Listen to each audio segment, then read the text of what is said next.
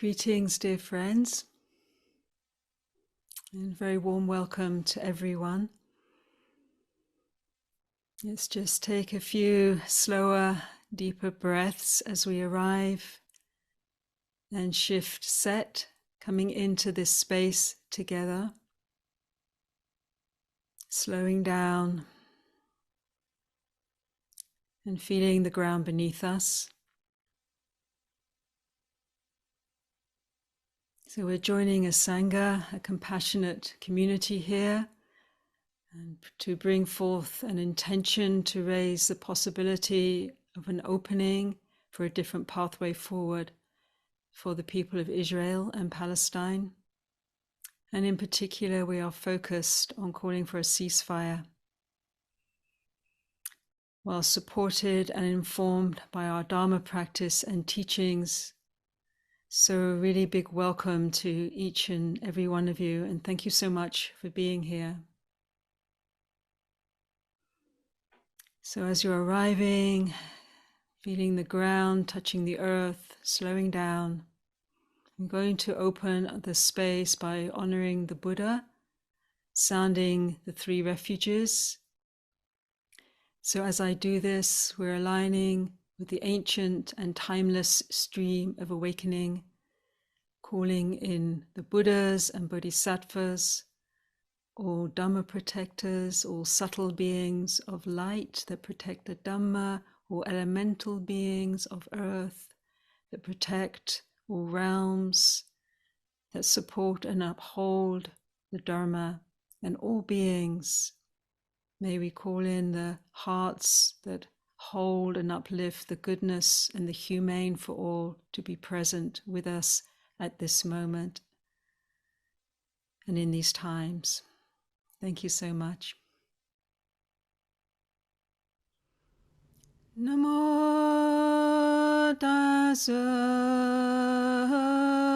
bhagavato arahato samma sambuddhassa. Namo tassa bhagavato arahato samma sambuddhassa. Namo tassa bhagavato arahato samma sambuddhassa.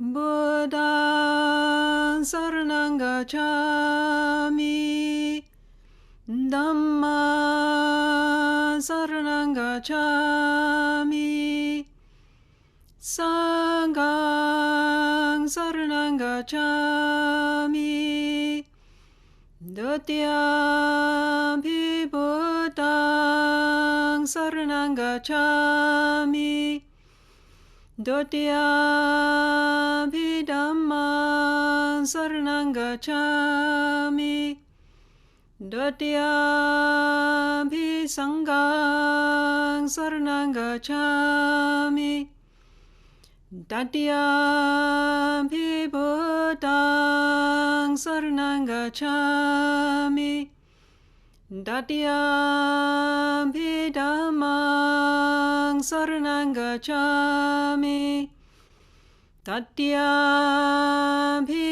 Sanghaṃ saranang gacchāmi.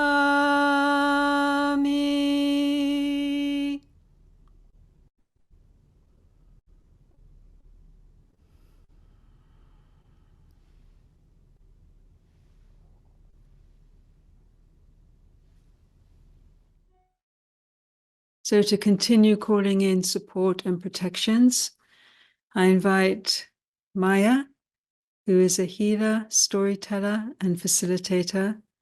Maia co-guides Dharmagiri Sacred Mountain Retreat Center in the southern Drakensberg of South Africa. I'd also like to invite Kareem. Kareem is Palestinian and a long-time Dharma practitioner who works for IBME, Dharma-based focus for youth mindfulness education in the UK. I'd also like to invite in Nadia, who is a retreat leader and facilitator who holds space for grief tending, meditation, and mental health support. Nadia is Palestinian, born in the UK and based in Devon. And I'd also like to call in Bernadine, who serves on the Teacher Council and the staff at Western Massachusetts Insight. She is a member of Jewish Voices for Peace and is a member, as is Kareem and Maia, of the Dharma-informed Sangha, which is one of the training programs of Sacred Mountain Sangha. Thank you so much, Maia, Kareem, Nadia, and Bernadine. I'd like to invite you to just connect with your body and connect with wherever your body is meeting the ground, connecting with the ground beneath you, even if it's through a seat or a cushion. Connecting to the sense that there is an energetic ground, the energetic earth. And bringing into your heart mind any ancestors or teachers or guides that are present for you right now. I greet the spirits of this land. I greet the spirits of all the lands connected to all in this gathering. The lands of our birth, the lands of our ancestors, the lands where we reside. I greet the spirits of the lands of Palestine and Israel. I greet those who remember the sacred vision of when the land was whole and when all belonged. Dear ones, support us and guide us so that we can remember this vision, so that we can support you to bring this vision alive, so that we can support you to forge the way for a new story to emerge, a new story that is ancient, a story of wholeness, a story of peace, a story of belonging. I greet the ancestors, I greet my ancestors, I greet all the ancestors of all of us in this gathering, honoring the diversity of our lineages across space and country and background. I greet the Jewish ancestors, Muslim, Christian, Hindu, all spiritual traditions. I call you all in, dear ones. I call in those that are here for the highest good, whether you are oppressor or oppressed in your lifetime, you carry the seeds, you carry the key for healing. Your lessons can guide us, dear ones, to break down the veil of illusion, to touch the truth that is in our hearts, so we can forge a path for justice, for healing, for peace, for all of us. I greet all the Buddhas and Bodhisattvas. I call you in, dear ones, from the 10 directions, past, present, and future. I call in all the freedom fighters from all our lands, the poets and the storytellers, those who spoke for justice and liberation and freedom, those who spoke truth to power. I call you in, dear ones. Lend us your courage, lend us your resilience, so we can deeply feel the truth in our hearts that needs to be spoken right now, so that we can have the courage to dispel the illusions around us and bring this truth into the world. I greet the waters, I greet the Indian Ocean, I greet the Mediterranean, I greet all the oceans, all the rivers and streams. I call in your healing, I call in your clarity, I call in your flow. Dear ones, we need you right now in a time when we are on fire, when the world is on fire. We need your soothing, we need your clarity. Support us so that we can speak the truth of justice, the truth of liberation. And I greet the earth spirits. I call in your abundance and nourishment. I call in your deep holding. Dear ones, remind us of the ways in which we belong to each other. Support us so that we can weave together to forge a new path, to find each other, to find the voice deep in our heart and weave them with other voices, so we can create a strong thread of truth that we can bring into this moment. I greet the rocks and the mountains. I greet the bones in our bodies. I honor your steadfastness, dear mountains. I honor your strength. I honor the way you stand in clarity and truth. Lend us this clarity, lend us this strength.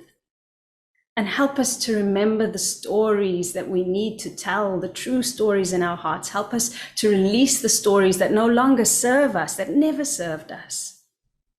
And I greet all the wild ones, seen and unseen, the plants and trees, the animals. I greet the cycles of birth and death and renewal. Lend us your renewal, dear ones. Lend us your capacity to transform. Remind us that we are nature, that we know how to do this dance. And I greet the great cosmos, the moon and the stars, all the planets. I greet the magic and the mystery. Oh, dear ones, I call in joy. I call in the joy that resides next to our grief, this terrible grief in our hearts. And dear ones, help us to remember this joy. Help us to savor this joy and to remember that we practice to cultivate this joy so that all beings may experience this joy, so that we may all be safe enough in our skin to feel this joy. Hear my prayers, dear ones, and form a circle of protection around us so that we may speak, so that we may hear, so that we may open our hearts. Ashe. Thank you, dear Maya. I'd like to continue this invocation. It's my pleasure to invite my ancestors into this Dharma field of truth-telling, inviting all Palestinian ancestors, all Palestinian people, past, present, future, those on the land, living on the land, those who left the land, those who died on the land, and inviting their joy, their fierce love, their resilience, their rootedness to their lands, their grief, and a special also inviting and welcoming of the storytellers, the poets, the truth tellers who weave culture, who weave beauty, who share with us the realities, often concealed realities. And to honor a very special ancestor, poet Mahmoud Darwish, who I'd like to invite him into this space too. I'd offer a poem in Arabic, and then we'll hear the English translation after. So this poem is called On This Land, and we'll hear it in Arabic first. على هذه الأرض ما تستحق الحياة، تردد إبريل، رائحة الخبز في الفجر، آراء امرأات في الرجال، كتابات أسخليوس، أول الحب، عشب على حجر، أمهات تقفن على خيط ناين، وخوف الغزاة من الذكريات. على هذه الأرض ما تستحق الحياة، نهاية أيلول، سيدة تترك ل40 بكامل مشمشها، ساعة الشمس في السجن، غيم يقلد سربا من الكائنات، هتافات شعب لمن يصعدون إلى حتفهم باسمين، وخوف الطغاة من الأغنيات. على هذه الأرض ما تستحق الحياة، على هذه الأرض سيدة الأرض، أم البدايات، أم النهايات، كانت تسمى فلسطين، صارت تسمى فلسطين. سيدتي أستحق لأنك سيدتي، أستحق الحياة. So inviting my dear friend Nadia to share the English translation.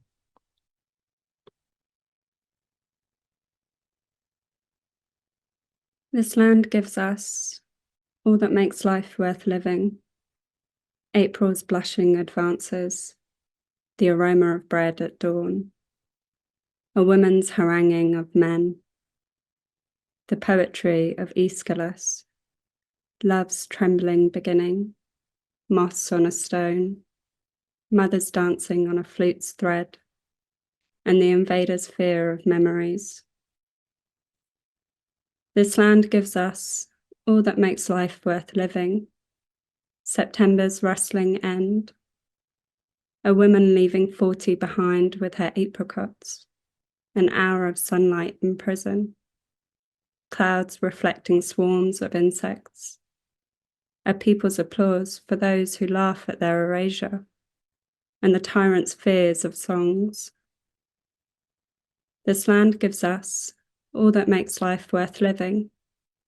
Lady Earth, mother of all beginnings and endings. She was called Palestine, and she is still called Palestine. My lady, because you are my lady, I deserve life. Thank you, Kareem and Nadia. I am calling in my ancestors,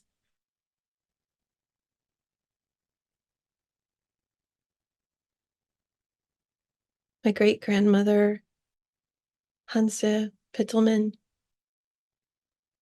who fled the pogroms in Ukraine, bringing her 5 children to Brooklyn. Took them a year to get to this place.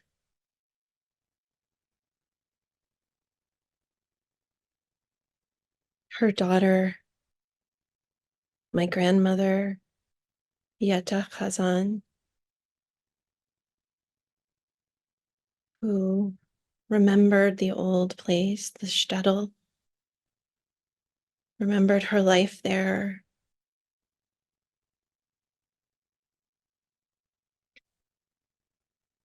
remembered picking plums from the plum tree, swinging on the gate, her little neighbor friend. And she remembered the cries from the house of her neighbor when the Cossacks rode through.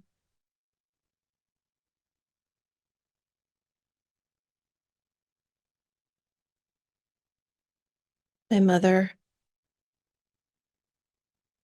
Mona Mellis,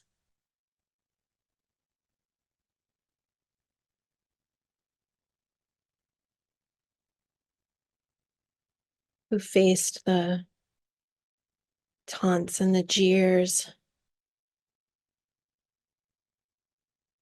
of the Gentile children who threw rocks at her, who wanted to somehow escape, not be Jewish. As a child,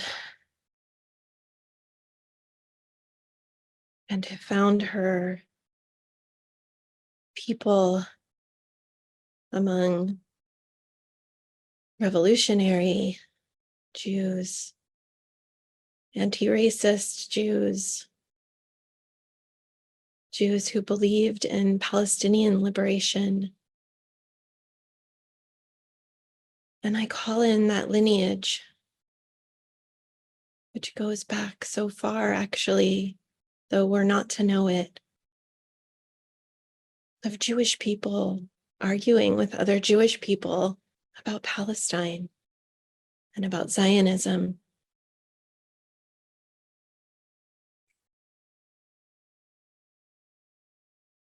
I call on these ancestors, help us lift this cloak of silence.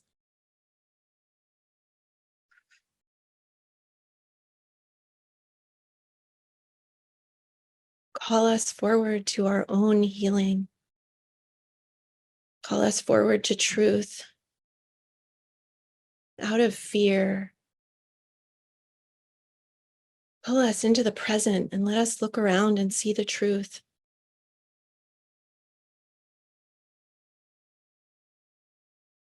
And I ask our friends, those who consider yourselves friends of the Jewish people, don't allow us to cause more harm. Don't believe that that helps us. Take away our weapons.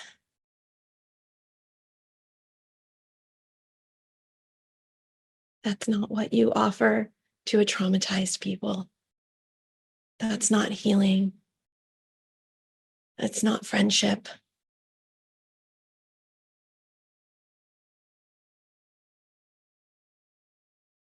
Call us back to our goodness and our wisdom and the justice that we are taught in our tradition. Thank you. Thank you so much. So deeply moving. Thank you for your words. Thank you for your invocation. Thank you for your prayers. So I'd like to give a little context, the territory we're navigating.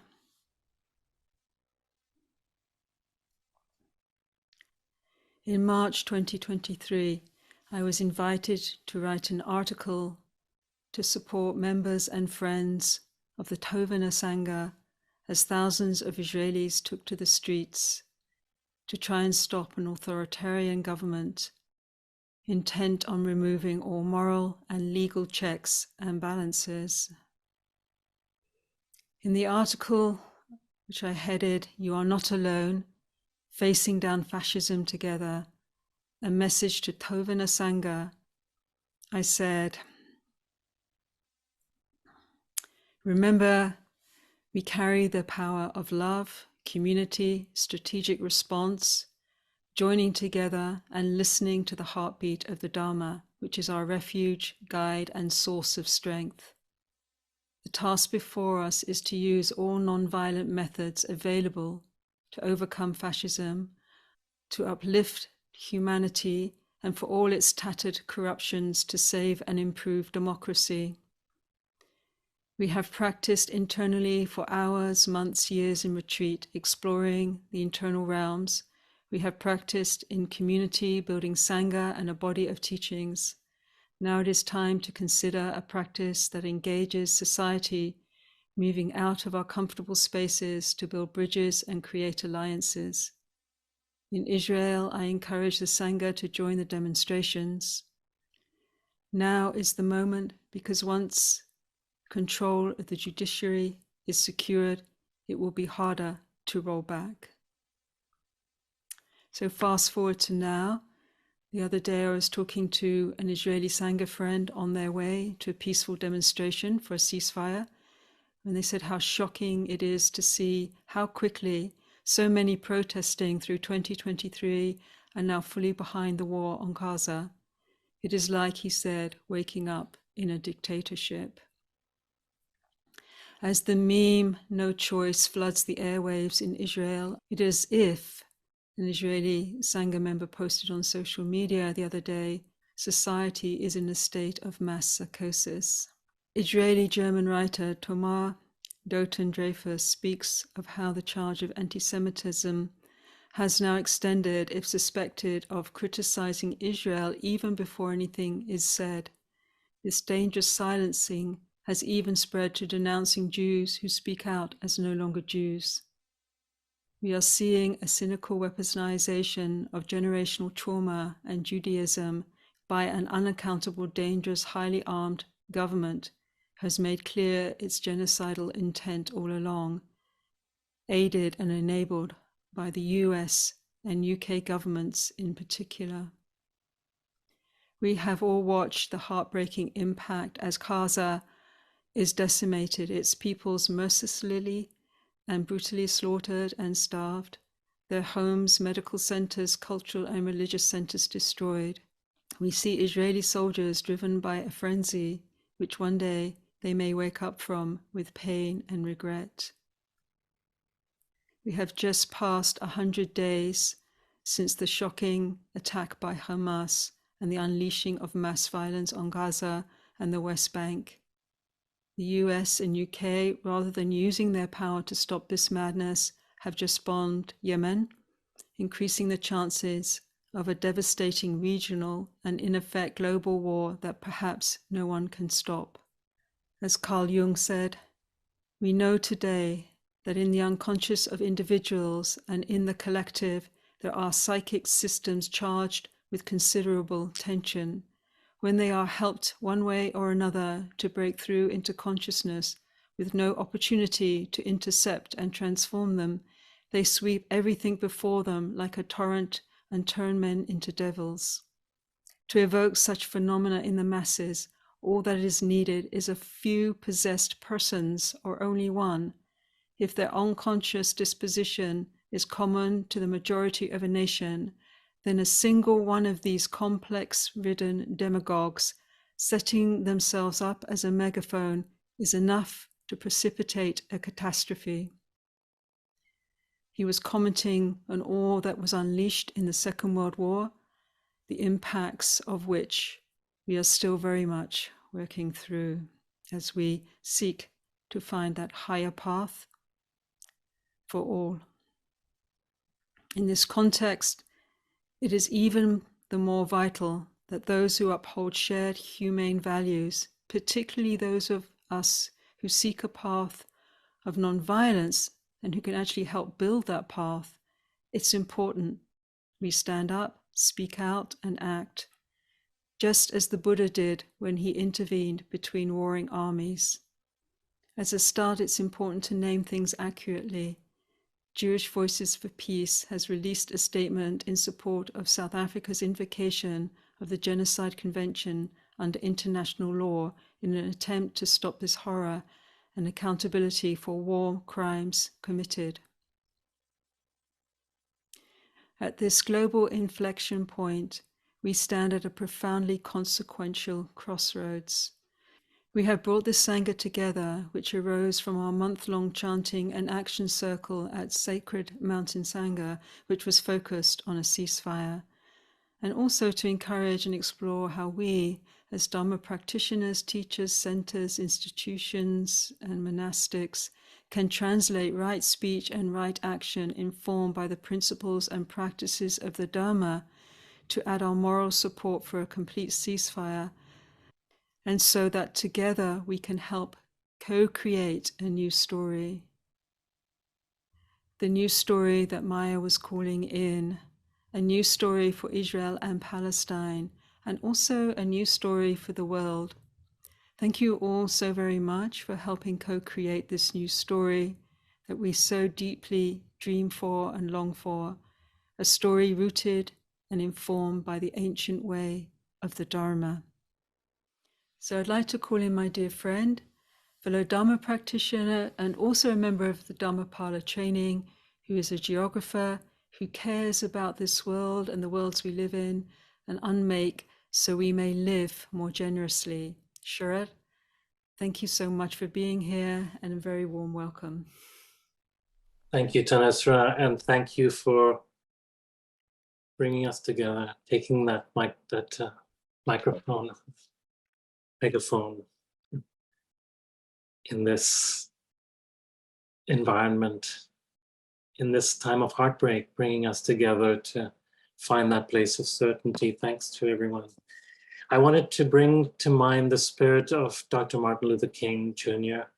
on this holy day, and particularly to think about Martin Luther King at the end of his life, near the end of his life, when he saw the connections between the US Black Freedom Movement and the movement to end war in Vietnam, and who risked his life to make the connections crystal clear, the connections that run through the policies of the US government, that run through imperialism, but who also knew the deeper forces at work, the deeper forces that Maia invoked that have coursed through the heartbeat of the Dharma. He put it differently, but a key influence in his own turn to Vietnam was Thich Nhat Hanh and their friendship.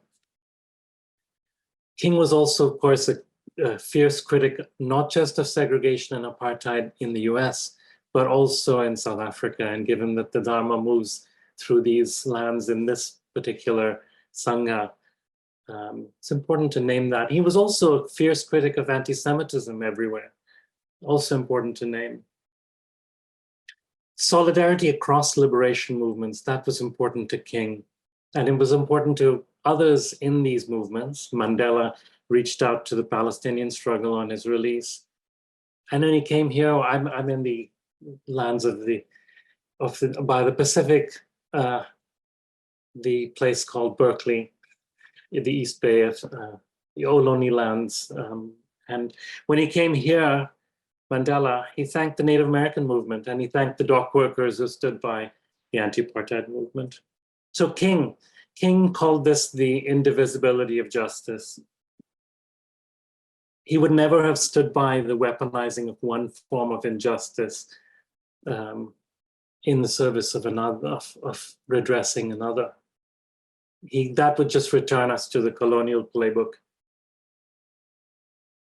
The anti-colonial struggle for all these figures is long and deep, with many rivers, many shores, many attempts at shoring up the boundaries and borders, separating us from each other.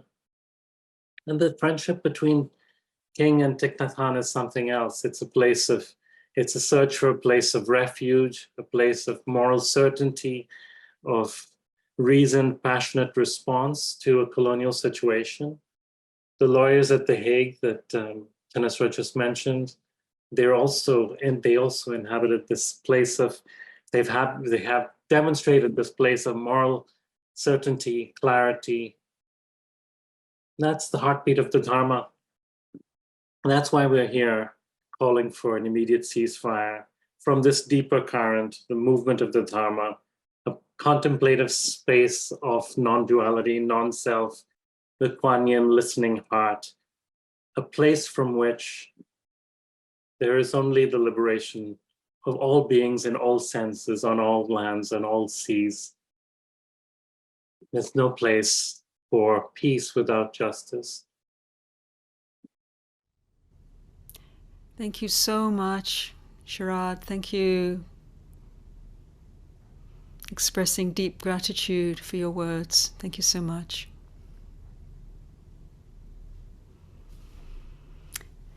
So let's take a few deeper breaths, everyone. Just remembering to keep contact with your breath and body, touching the earth. We're all in a field that has been highly activating for all of us in so many different ways.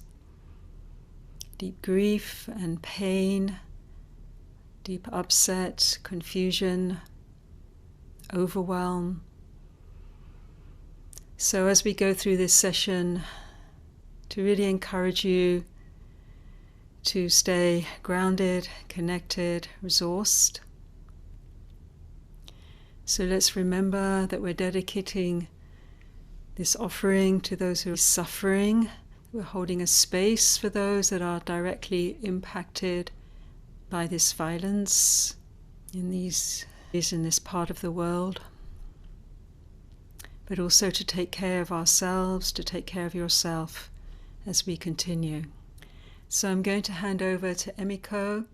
Thank you so much, Emiko, for being with us and for hosting the Zoom room. Deep appreciation. Hello, everyone.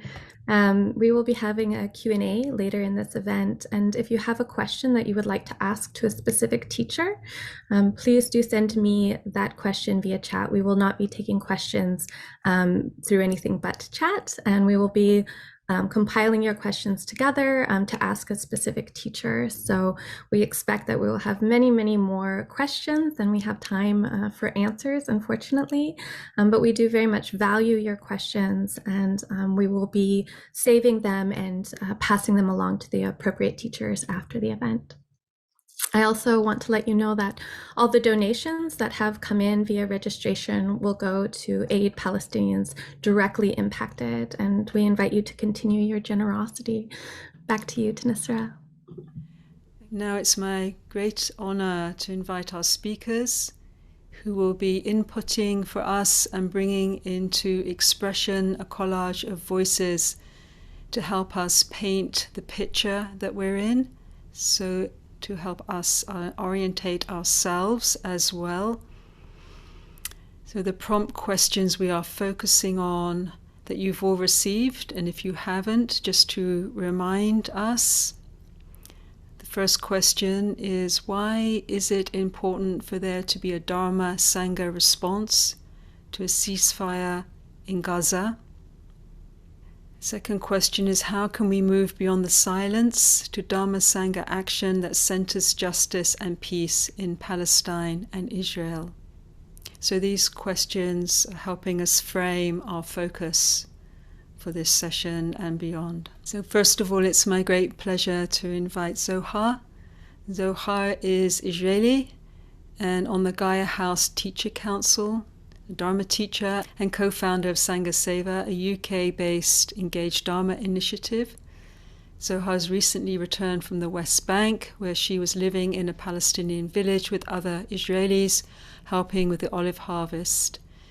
Many greetings. So grateful for your presence here. Thank you. Thank you, Thanissara.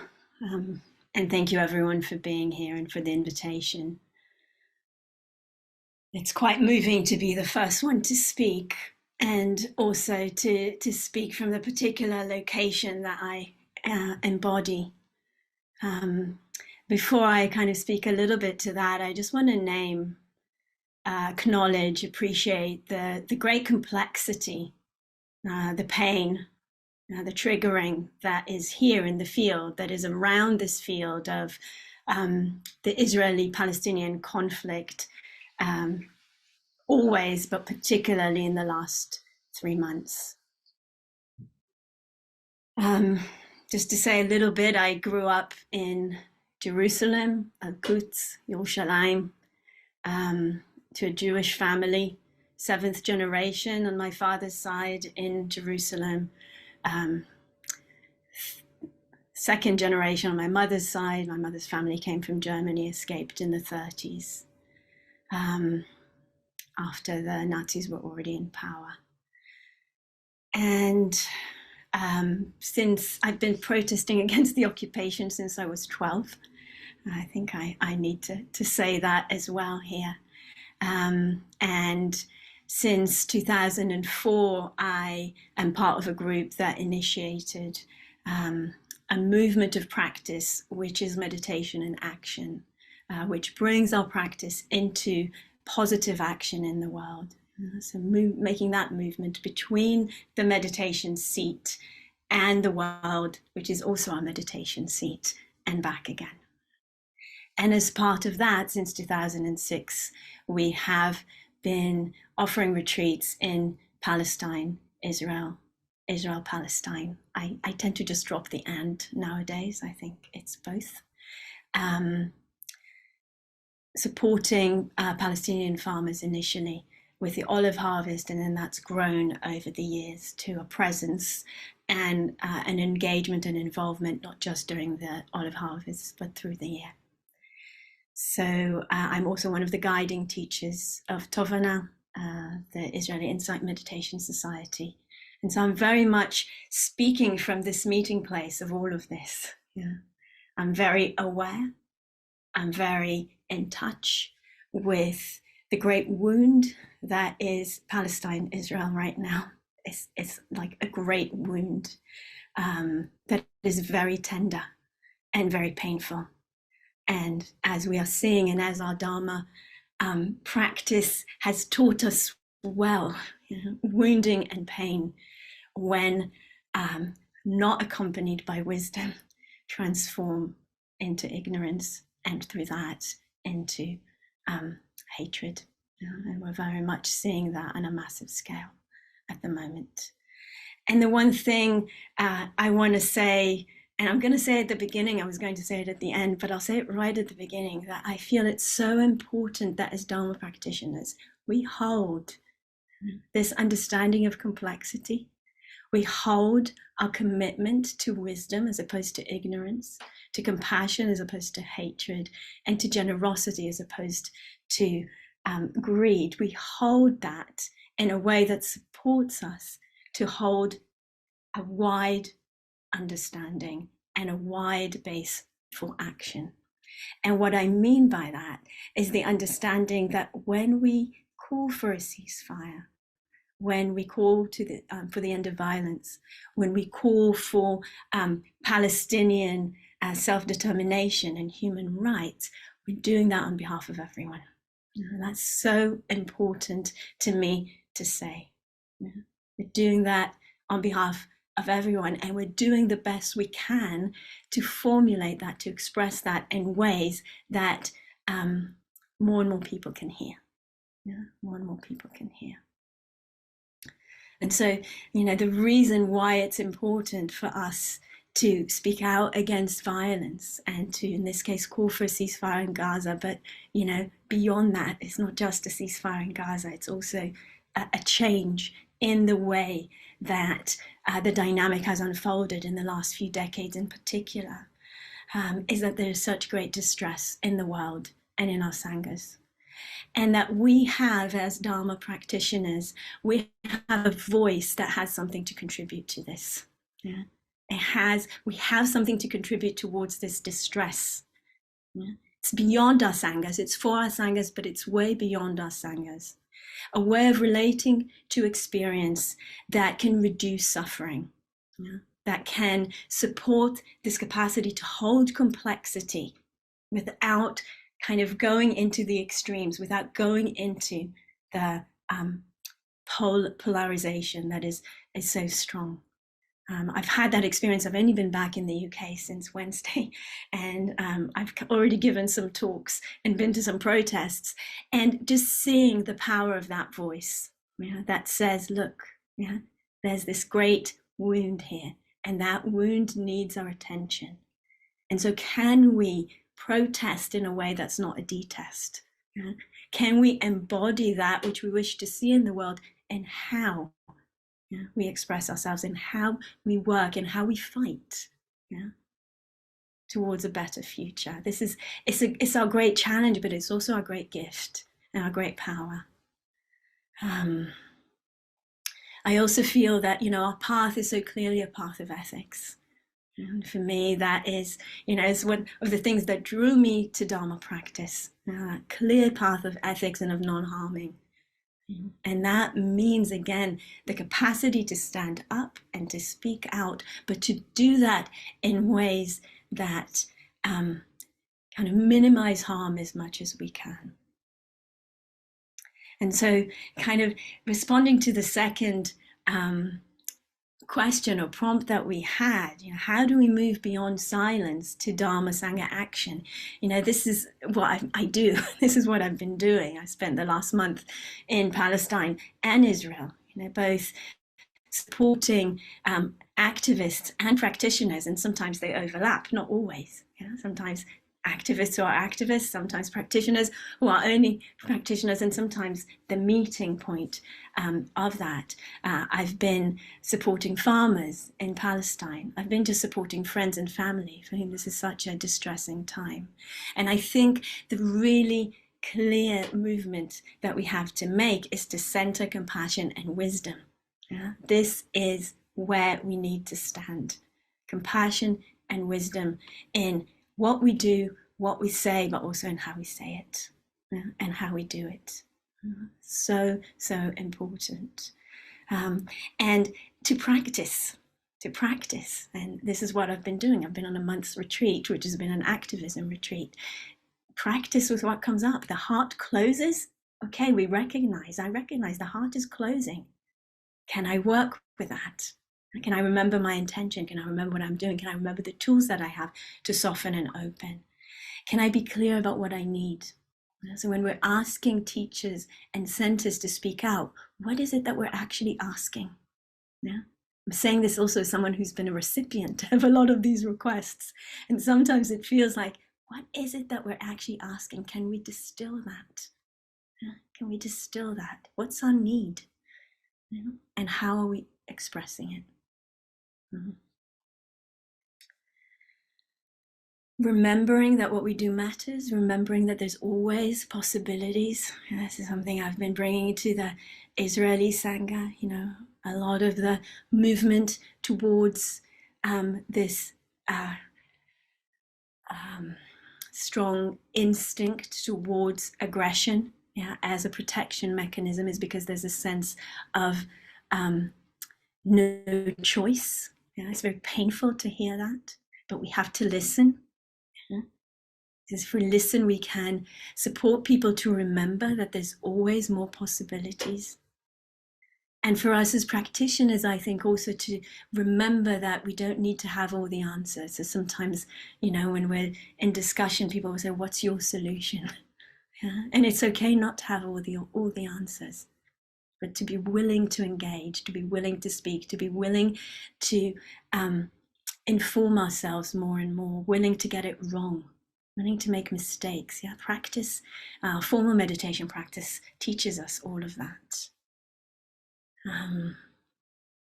So yeah, I'll go back to what I started saying in the beginning, which is not contributing to more polarization, not contributing to more separation. What we're seeing in Gaza right now is one of the peaks of that, yeah? That which we don't want to see. So how do we speak? How do we act in a way that doesn't contribute to that? It's a great challenge, but it's possible. Yeah, it's possible.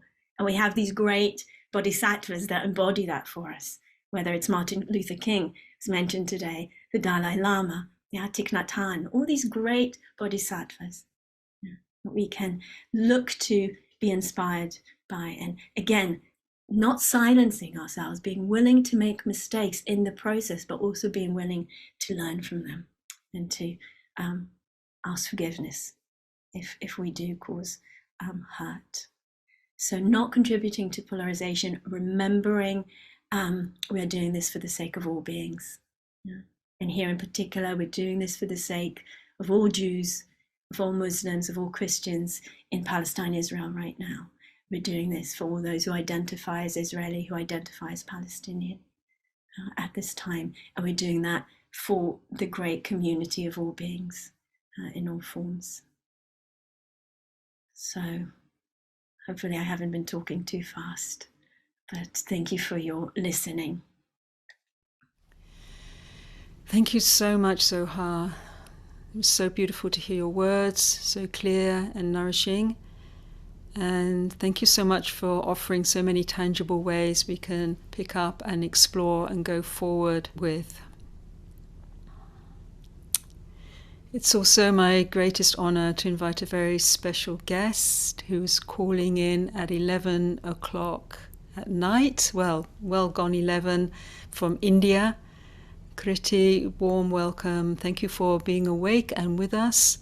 Your voice is so important for us. Thank you so much. Reverend Sensei Kritee Kanko is a PhD, climate scientist, educator, activist, grief ritual leader, and a Zen priest. Thank you so much and welcome. Thank you, thank you, thank you, everyone.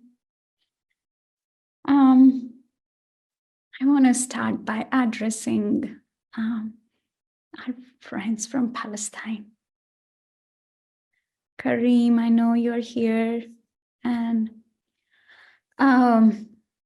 so is Nadia, and I imagine there might be Sangha members that I know from Palestine. I'm truly sorry. I'm truly sorry. It's 100 days of genocidal violence. I'm truly sorry world leaders have let this happen. In my culture, when you want to give love and respect to people, you ask them to allow you to wash your feet. I wish I could cry with you. I could hug you, and I could wash your feet. Please take that in.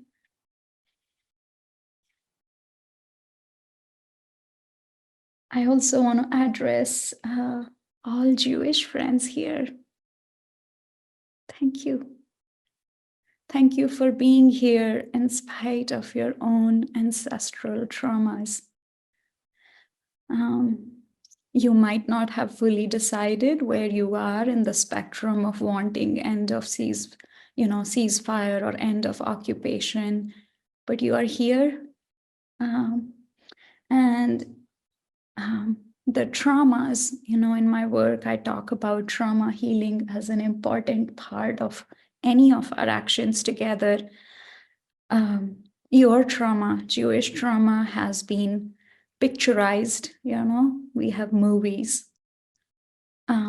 It has been memorialized in museums. it has been weaponized as it is happening right now, but I don't think it has been sufficiently grieved at a global level.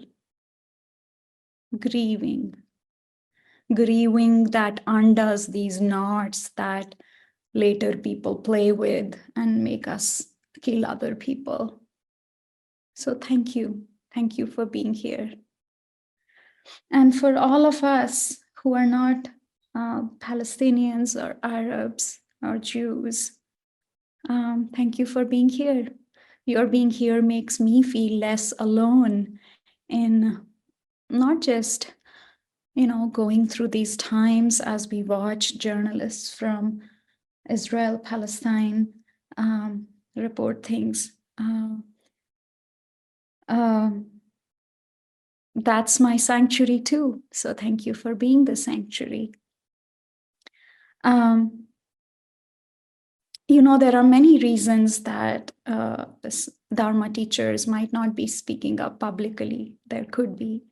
I want to point out one that has been standing out for me a lot. When I have personally tried to appeal to many, many Dharma teacher friends that we have to speak up. Like, for me, there is just no way. Why is this even a question when there is so much suffering? Why are we quiet? And one of the things I keep landing into is they are not reading the news that I am reading. So I have spent so much energy sending them the resources, the podcasts, the long history documents, and it just becomes this endless cycle. And what I want to come to is, do I want to spend my energy trying to convince people that what they are reading is fake news or distorted news?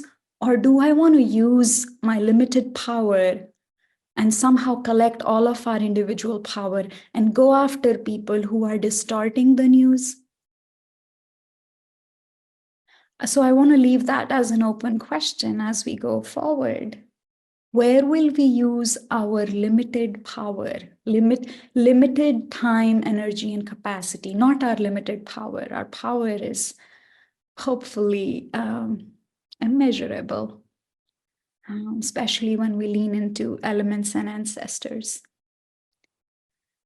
And I'll come back to that, but the other thread I want to bring in as a climate scientist is that not just Buddhist, another group of people that I affiliate with, climate movement people, have been incredibly silent too. Painfully silent. 5%, excuse me for bringing in numbers, but 5% of global greenhouse gas emissions that are causing the climate crisis coming from global militaries. And it's not even counted by countries. They went through this entire crazy process to take the military emissions out. Just in last 3 months, as they have dropped these, 2,000-pound or bigger bombs on Gaza, 200 million pounds of greenhouse gases have been released. 200 million pounds. I did the calculation just an hour ago. And you might not be able to hold this number together, but the point I'm making, I'm extending what Sharad had said. Not only are the social justice movement intertwined, and the ecocide and genocide are deeply connected. And the same forces that are coming in the way of us acting on climate are the forces that are ultimately stopping us from acting on stopping genocidal violence. The last bit that I want to say is that in terms of how do we move from silence to action collectively, I feel like this is all so daunting. We cannot do this alone. And so you might, if you are already working with a Sangha, that is beautiful. But if you are trying to deal with the news that is coming every day from Gaza, West Bank, Israel, please don't do that anymore. Get together with people in small teams. I call that number magical 5 to 7. It is important that we process, number one, our emotions, because without acknowledging the rage, the grief, the frustration, fears, it's very hard, at least for me it is, to think clearly, to come from a place that Zohar was saying, where we don't increase the polarity. It's very hard to take clear action, compassionate, wise action. So coming together in groups of 5 to 7, meeting regularly, hopefully at least weekly, but maybe once in 2-3 days, talking about emotions and coming up with a few steps we take together.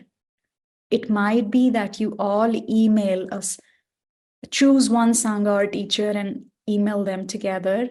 Or better yet, the place I'm at, I don't want to spend my limited energy trying to convince individual teachers and centers to take action.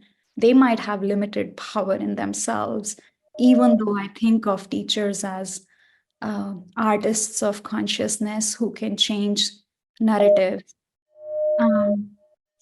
I'd like to suggest maybe choose a local target. Maybe you are close to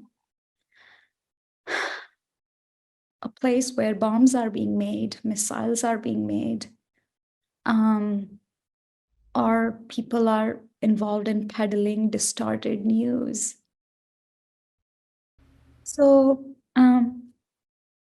really, that's what I want to offer.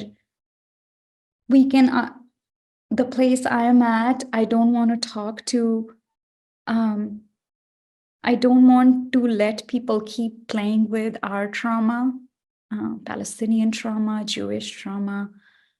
I want to go closer to people who are holding the power. Okay. Thank you so much, Kritee. Thank you for your powerful words and for your laser-like clarity and also your profound compassion. It's very moving. Very moved by you bringing such kindness and compassion for the people of Palestine and Gaza, Israel, Jewish peoples. Thank you.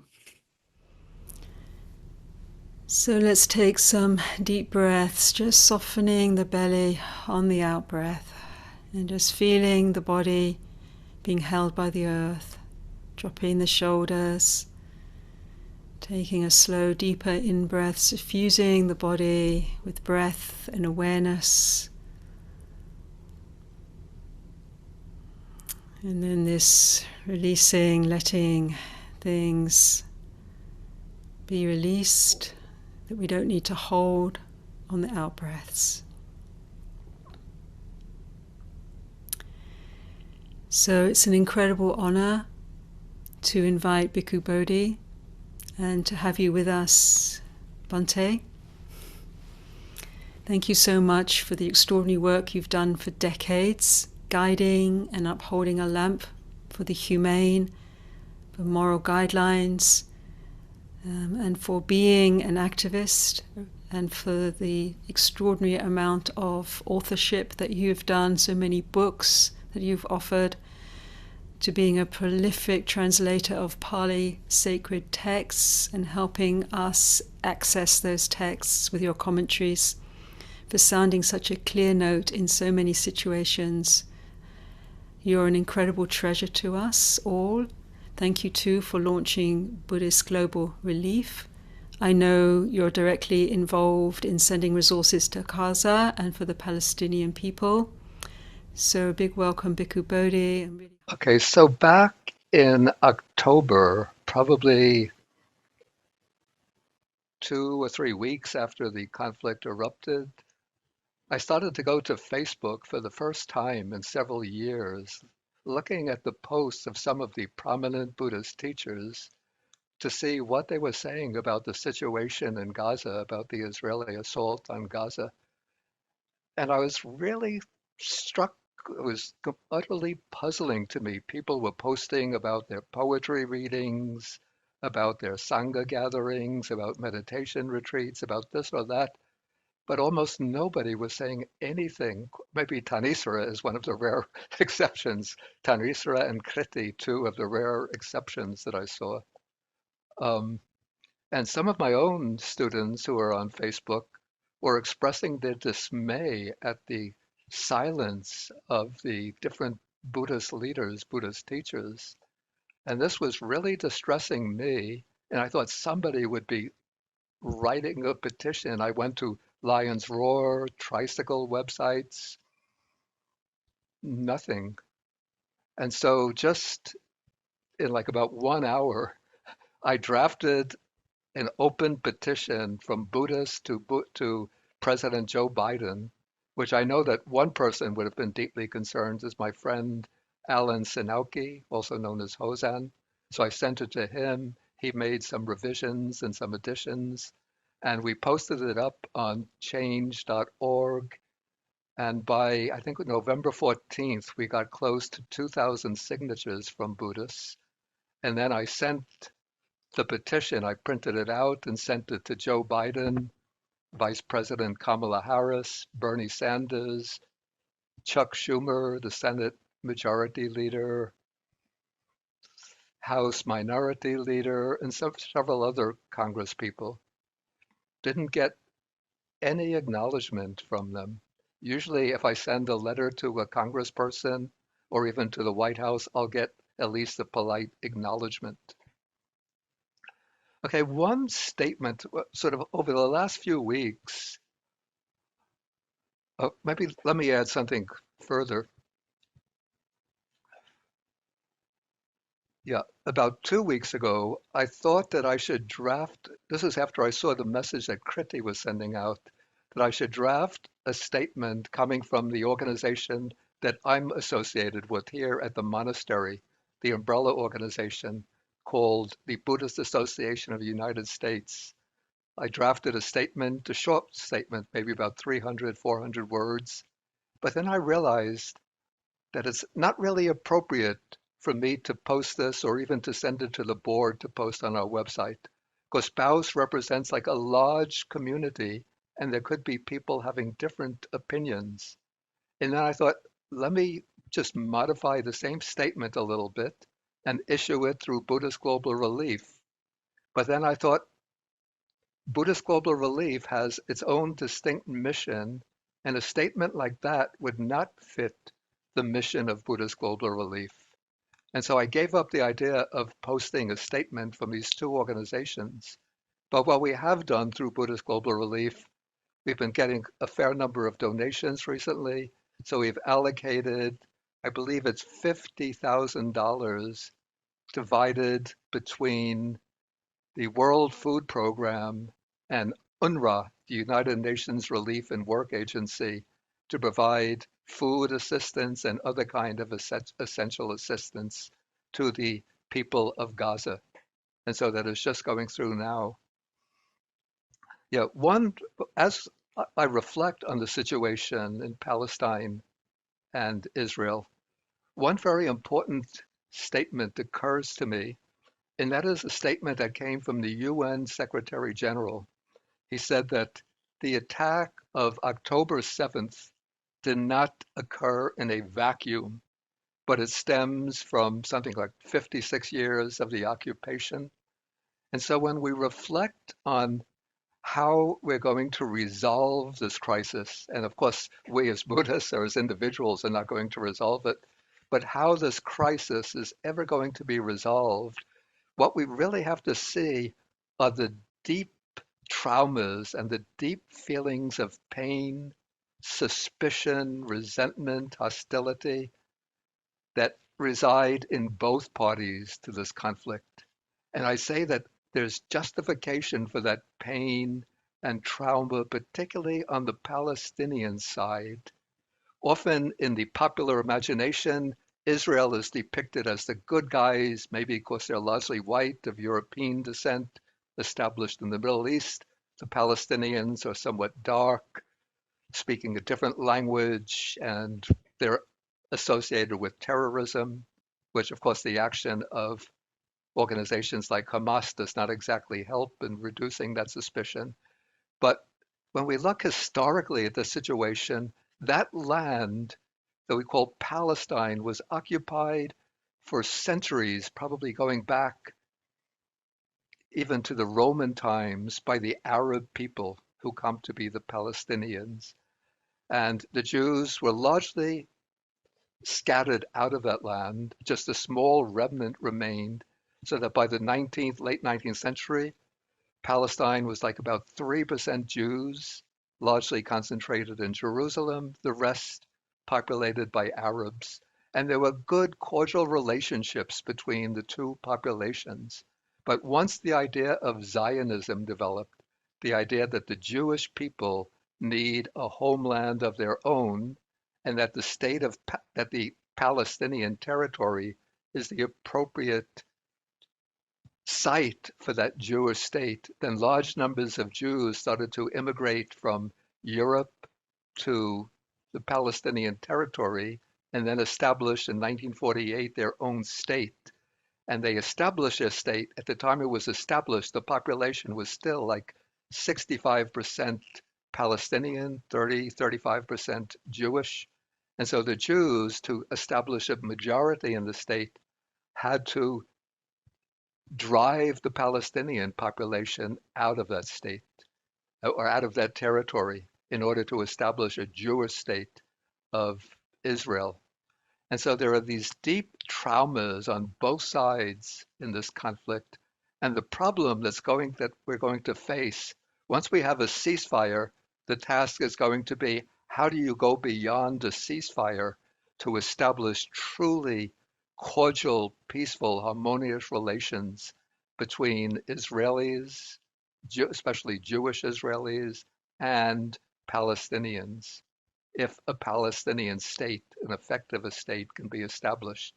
And I think the key to that solution, and it's going to be a long process, probably extending over several generations, is going to require the dehumanization, an end to the dehumanization that both sides, each side imposes on the other. And perhaps this will have to begin by bringing together representatives, people from both communities, to meet and look at each other as human beings, not superimposing labels and designations on them, not coming to these meetings with fear, suspicion, and an agenda to be established by dominating the other party, but by trying to understand the pain, fear, hostility, and suspicion of the others, and confessing and admitting one's own pain, fear, and suspicion. And perhaps in this way, those hostilities can gradually be dissolved and some kind of peaceful, workable relationship can be established between the two communities. Okay, perhaps that will do for my statement. And thank you again for giving me this opportunity. Thank you so much, Bhikku Bodhi. So it's also my honor to invite a very dear friend and fellow Dharma practitioner who actually lives down the road from me, Sister Santacitta Bhikkhuni. Sister is a long-term monastic and received Bhikkhuni ordination in 2011. She has recently co-founded and guides a Loka Earth Room in San Rafael in Marin, Northern California. And together we've done numerous events calling for climate activism. Venerable Santacitta It's my great pleasure to welcome you. We're really grateful for your input. Thank you for being here. Thank you, Thanissara, for inviting me and being together with 302 people and more, because some are more than one in an icon, on this very loaded topic. I myself, I'm born in Austria and I've grown up there, lived there for about 30 years, with the heavy past, which we've had with Nazi trance, which has overtaken that country, and Hitler actually being Austrian, that is always like a huge truth, which goes with me everywhere when I go, and people are very happy about Mozart and all of the other great Austrian artists. But then there's also Hitler. And I always mention that. And it's just so much part of my cultural baggage, which I'm carried different places. And now I'm living here in California. And when Thanissara was inviting me to come to this gathering, I immediately said yes, but I didn't really think much about what I'm going to say. And then as the date came closer, I was starting, to notice my own nervousness and also certain apprehensions, how I can contribute something, which doesn't add more confusion and more pain, and harm to what has already been done. Because I know, I'm speaking from my limited perspective and my personal perspective. And at the same time, not saying anything is really harmful. So I'm going to,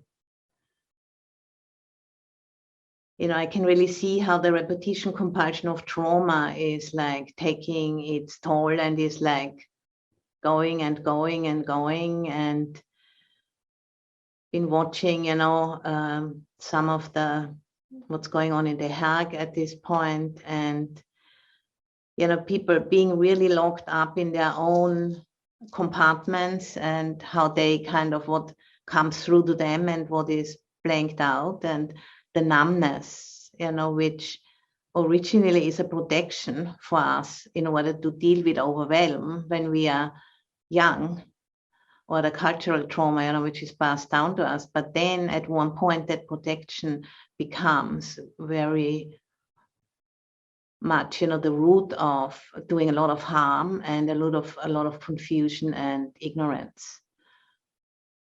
So, seeing that at the center of what needs to happen, without a practice, it is impossible, to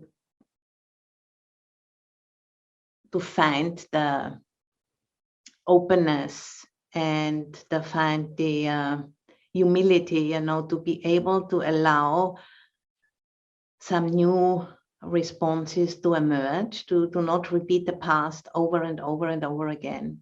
And then in seeing in my own reaction, it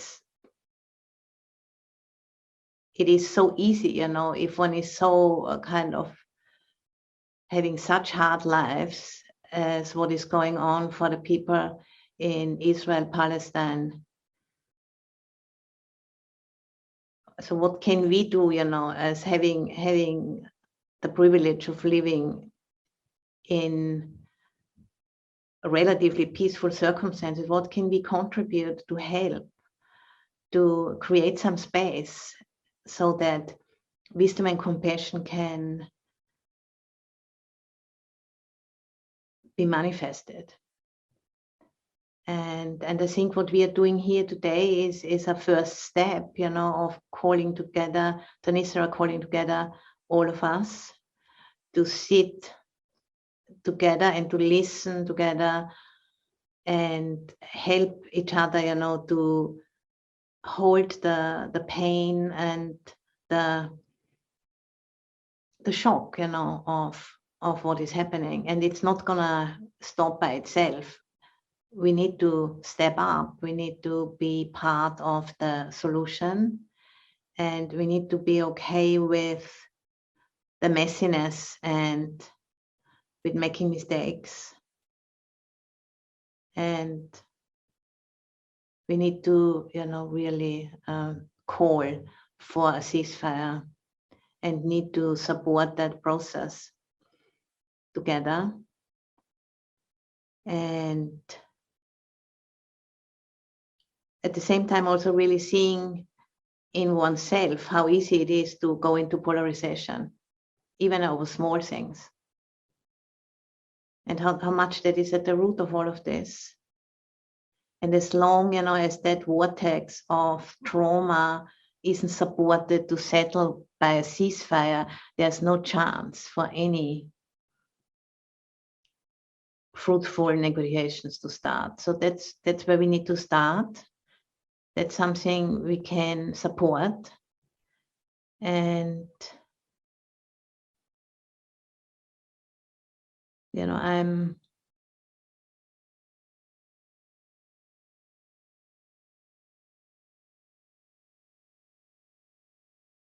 really deeply humbled by the silence, which is like showing up more and more as untenable. It just doesn't really go together with practicing the Dhamma. So we need to take the risk to say something. We need to take the risk to make a mistake. If that sometimes happens, that is how we learn. And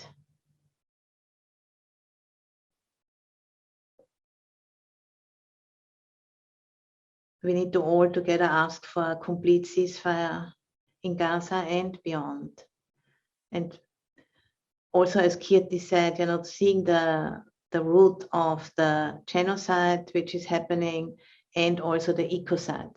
It all comes from the same narrative, it all comes from the same mindset, and we need to evolve beyond this. And as Dharma teachers and Dharma people, that's what we need to support. So thank you so much, Thanissara, and thank you everybody for being here. Thank you so much, sister. Thank you for your words. I really appreciate your vulnerability that you have brought, particularly around the complexity of your ancestral lineage, and really honoring that too as part of what we're working with collectively, all of the lineages, all of the ancestors. Thank you so much for your clarity, which is also very, very welcome. So I'd like to also welcome and call on Jen and Nadia to hold this pause for us as we all listen deeply to their sharing, to their words, and allow what they're saying to enter more deeply into our being as we feel the earth, and to recognize that we're all in this sacred web of life together. Thank you. Welcome, Jen and Nadia. Today, January 15th, marks 40 days since Israel deliberately targeted and killed Refaat Alayyir, internationally renowned and beloved Palestinian poet, scholar, and professor of English literature at the Islamic University in Gaza. Refaat taught and mentored a generation of young Palestinians in Gaza to tell their stories to the world. He co-founded the organization We Are Not Numbers, which matched experienced authors with young writers in Gaza and promoted the power of storytelling as a means of Palestinian resistance. On December 6th, Refaat was killed in an Israeli airstrike in northern Gaza, along with his brother, his brother's son, his sister, and her 3 children.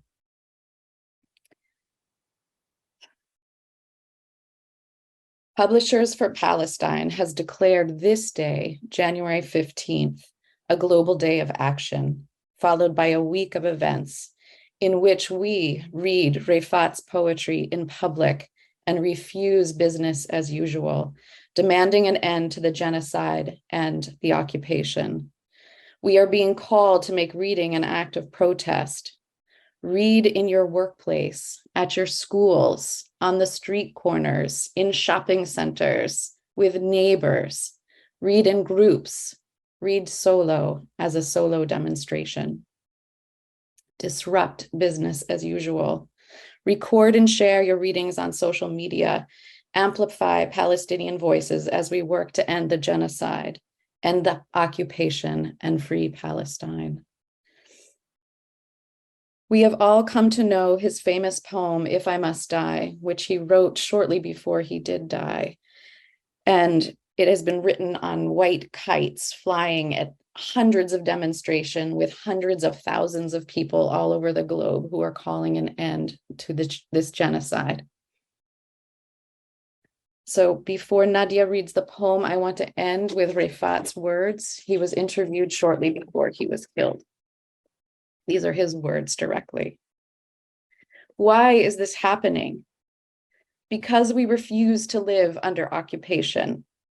We refuse to live in total submission. We want freedom. We want this occupation to end. This is not a state of war. This is a state of occupation that started over 75 years ago.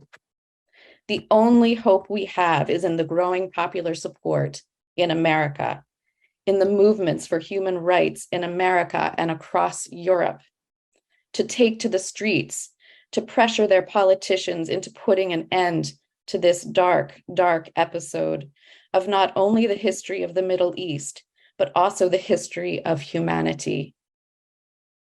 If people are asking how was the Holocaust allowed and other genocides in Africa and across the world, now you can see this live on TV, live on social media.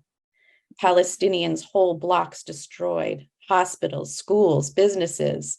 We are speaking about thousands and thousands of housing units destroyed by Israel. So my message to the free people of the world is to move to pressure, to mobilize, and to take to the streets. Over to you, Nadia. Thank you, Jen.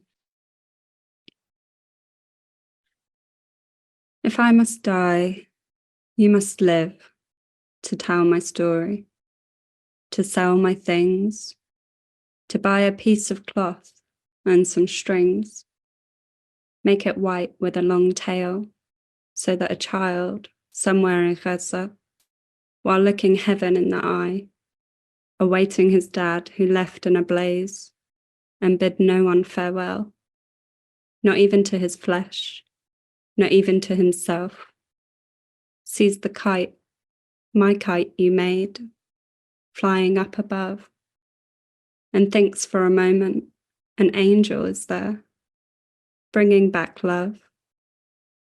If I must die, let it bring hope, let it be a tale.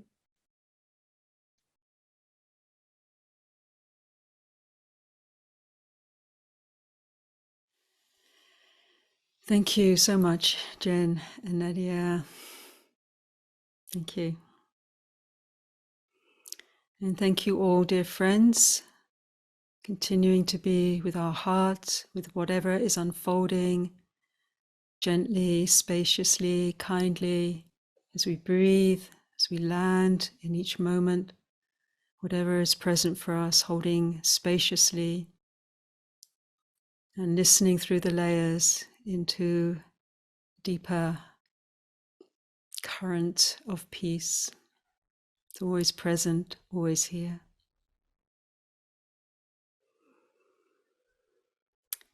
So I'd like to invite a very dear, beloved friend, Sumedha. We've known for many, many years. Sumedha is a former monastic from the Ajahn Chah school, Ajahn Sumedha, and a teacher at Gaia House. He's a co-founder of Ekotuleni Eco-Dharma Center in southwest France. He was also a manager, co-manager at Dharmagiri in South Africa for a year. And Sumedha is a core teacher at Sacred Mountain Sangha. So welcome, dear Sumedha, and so much gratitude for your presence. So first of all, just to say that I'm really touched to be here and that this forum is happening and that so many people have gathered for it. And also that I'm really aware of the sensitivity of this area, and that whatever, like each one of us is sharing, including me, it's going to be partial. And also I read a thing by Bertrand Russell that said, you know, when we're aware of the relativity of our view, we tend not to speak, and what that can do is leave the space open for much more extreme voices to take hold. And so it does feel important to be aware of the relativity of one's view and still be willing to speak and share and unfold things together. So, and that for me, clearly, the extremity of the violence in Gaza calls for an immediate stop.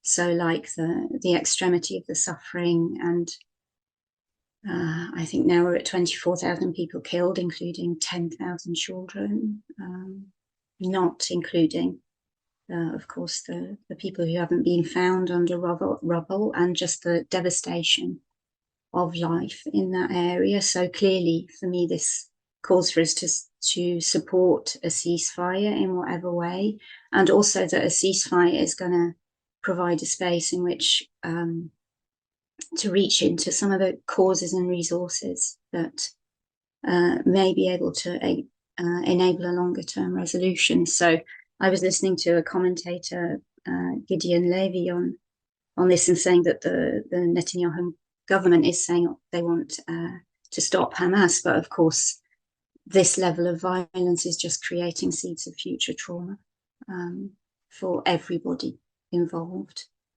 So this is really devastating for both Israel and Palestine, and I think the minimum that we can support is really to call for a ceasefire in whatever way we can.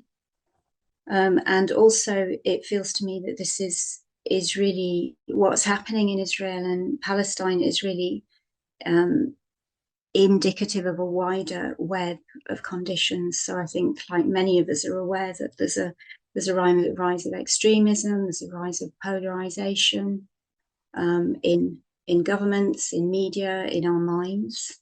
And the way this conflict has been enabled by the Netanyahu government, by the US, by the UK, when there's been huge demonstrations actually against it. So, but this is also indicative of it feels like a wider web of conditions. So I think we all can recognize that there's a rise of extremism, of polarization that is happening in the world. It's happening in the media. It's happening in our own minds.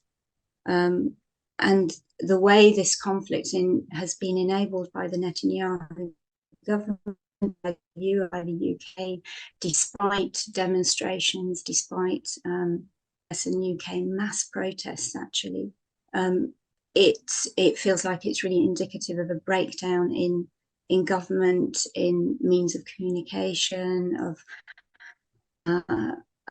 of really important societal factors. So, for instance, the UK government has been selling arms which are supporting this conflict. And meanwhile, I'm very aware, walking around, the aid agencies are asking for support to help with the Gaza crisis. And it's actually, this is a human-made crisis, and it's human-made by a whole wider web of conditions. So the disconnect of the Netanyahu government from people who want peace within Israel, who are anti-occupation, the disconnect of the US and UK governments from people who are really not in support of this conflict. And also there's an element in which it seems like this is also linked to the ongoing climate crisis, also through our human actions. So some sources say that gas and the fertility of the land is all part of what may be playing into the kind of underlying conditions within this context. So our need for resources, and in general, globally, our unwillingness to examine our relationship with the earth. This is all plays in, and it feels like these are all very shared human dilemmas. So on a very immediate level, of course, vital to advocate for an immediate ceasefire in Gaza. And then it feels like through and beyond this, that the current situation is really asking us to engage very deeply with the divided and disconnected forces of the heart within each one of us, and how we're connecting in this world. The nature of our humanity at this time, and to realign, to come back to something that is more aligned and compassionate and supportive of connection and freedom of suffering within ourselves. So in terms of supporting a ceasefire and recognizing this wider web of conditions, there are many people who are already doing this, and as a humanitarian stance, and that is really, really wonderful. And I also think in terms of Dharma there, it's really important to connect with this. And both Jung and Einstein recognize, they said these things that have always really touched me, that we don't solve a problem from the same place in the mind that created it. And so there's something for me that spirituality or Dharma practice can have to offer in this, with some of the ways of being encouraged to meet suffering and find a different perspective, which many people are already doing without these tools. And yet within the Dharma, we have these tools that can encourage us to look more deeply, meet complexity, and come to a compassionate response. It's like, is this really possible that it's just an individual endeavor? Or do we support each other in a collective journey? You know, our disconnect generally from each other, from the way that we're treating the planet. And I think it's really important not to use our practice in this way. A related question is that, is it actually possible to separate practice and the world? So for me, wherever we are, we're creating a world in where we put our energy, in what we choose to put our attention to. And if we just stay quiet in this evolving situation of conflict, it feels like it's really leaving quite a lot of room for misinterpretation of where that silence is coming from. And also it really leaves space for the loudest and most extreme voices. And then I also think within Dharma practice, actually looking to the early teachings on ethics, on the precepts, on how beautifully that is framed as creating spaces which give safety from fear and affliction, important not to overlook the place of this creating a ground in our practice. And just this question, how do we bring it through in our actions of body, speech and mind for ourselves and for the world? So I think there's ways in which we can start to re-explore our practice and how it connects, that can really support how we engage with advocacy for ceasefire and peace and justice in the region of Israel and Palestine, as well as the global situation. So for myself, all of this points to not if we engage, but like how we do so. And with a sense of wish for deep understanding, and with the support of our Dharma practice, that holding complexity and non-divisiveness is possible while also upholding a clear boundary in terms of harm. So like some of the great beings of our world, Nelson Mandela, Thich Nhat Hanh, the Dalai Lama, they've really understood that wherever we are on the spectrum in creating suffering, it's like we're all under forces of delusion, and that compassion really wishes to release those forces for those who are overtly suffering and also for those who are causing harm, and that we can hold that position, we can hold those who are causing harm accountable without adding to hatred. And finally, just being aware of complexity in ourselves and in the situation. I think this is one of the reasons people don't speak, but there's something so important about like feeling our way through, taking care, listening, being willing to take feedback, make mistakes, but not just shut down. Feels really important. So I'll end with a quote from Martin Luther King that was written in 1967 in the context of race relations, inequality, and the struggle to liberate from that. And yeah, it feels very relevant to our day. So we are now faced with the fact that tomorrow is today. We are confronted with the fierce urgency of now. In this unfolding conundrum of life and history, there is such a thing as being too late. We still have a choice today, non-violent coexistence or violent co-annihilation. This may be mankind's last chance to choose between chaos and community. So hopefully we can support each other to build rather community with each other and with the earth. So, thank you. Thank you so much, Sumedha, for your beautiful offering, reflecting on how do we understand the nature of humanity in ways that can align our deepening connection for freedom of suffering for all. Thank you so much. So I'd like to warmly welcome Nathan, and thank you so much for being here. Nathan is a teacher at Gaia House and on the teacher council there, and together with Zohar, co-founded Sangha Seva, which has been going for, I think, several decades now, which brings engaged Dharma into many parts of the world that sorely need support, and been working a long time in Israel, Palestine. And thank you so much, Nathan, for all the beautiful work that you do and continue to do. Thank you. Over to you. I think it's definitely important that we speak up against injustice, wherever we see it, in whatever expression it has, whether that's intentional or from accidental harming, wherever it occurs. Whenever we can move that needle in any way towards greater well-being for everyone. Yeah. I'll come in a moment a little bit more about me and why I might have something of value to speak about this. But I think it definitely means specifically calling for, in this instance, ceasefire ourselves, and making sure that we call for that in the wisest way we know of, yeah, without silencing those who choose their own language, So, yeah, if the language of how we call for a ceasefire actually contains violence and exclusion, it may well be hard to hear even, yeah, let alone hard to bear. And it might even strengthen divisions. And I wonder if that's a part of what causes a hesitation. Although I think it was interesting how Bhikku Bodhi was talking about working within organizations and deciding actually it's not possible to make a call as an organization. We could maybe touch on that later in the questions. So there's definitely an importance in the how and not just what we call for. And even though understanding we're going to get it wrong in some way to someone's eyes, can we still persevere, still have a go expressing these things?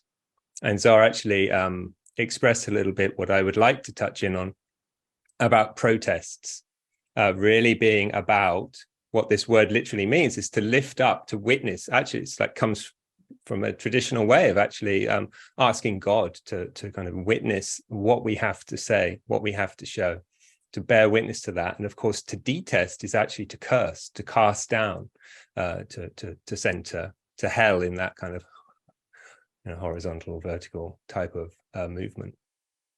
So we definitely don't want to be showing our worst. We want to be showing what we think is possible, getting as close as we can. And the statements, the calls for ceasefires, all of those really need to move forwards.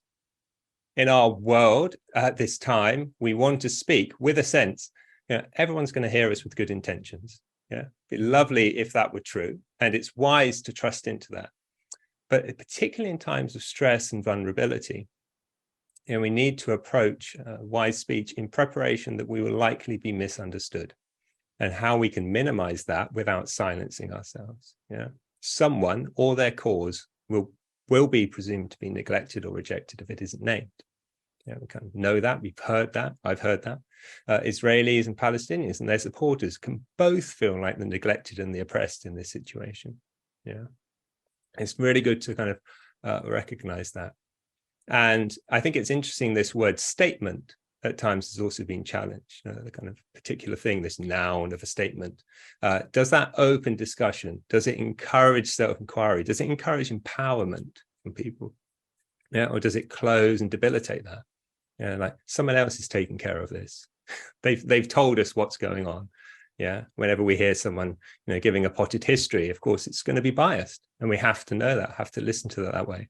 When anyone makes a statement, makes a position or whatever, it's going to be biased. Yeah. The second part of the question we're asked to reflect around here is, how do we move beyond silence? And I think that we have to know in our own experience, what does it feel like to be a little bit freer? Yeah. What does liberation begin to feel like? Can we follow into that? So as part of Sangha Seva with Zohar, we co-run it. We've been running a retreat that touches the world. And there's a particular one that's relevant here. It's called Being Peace.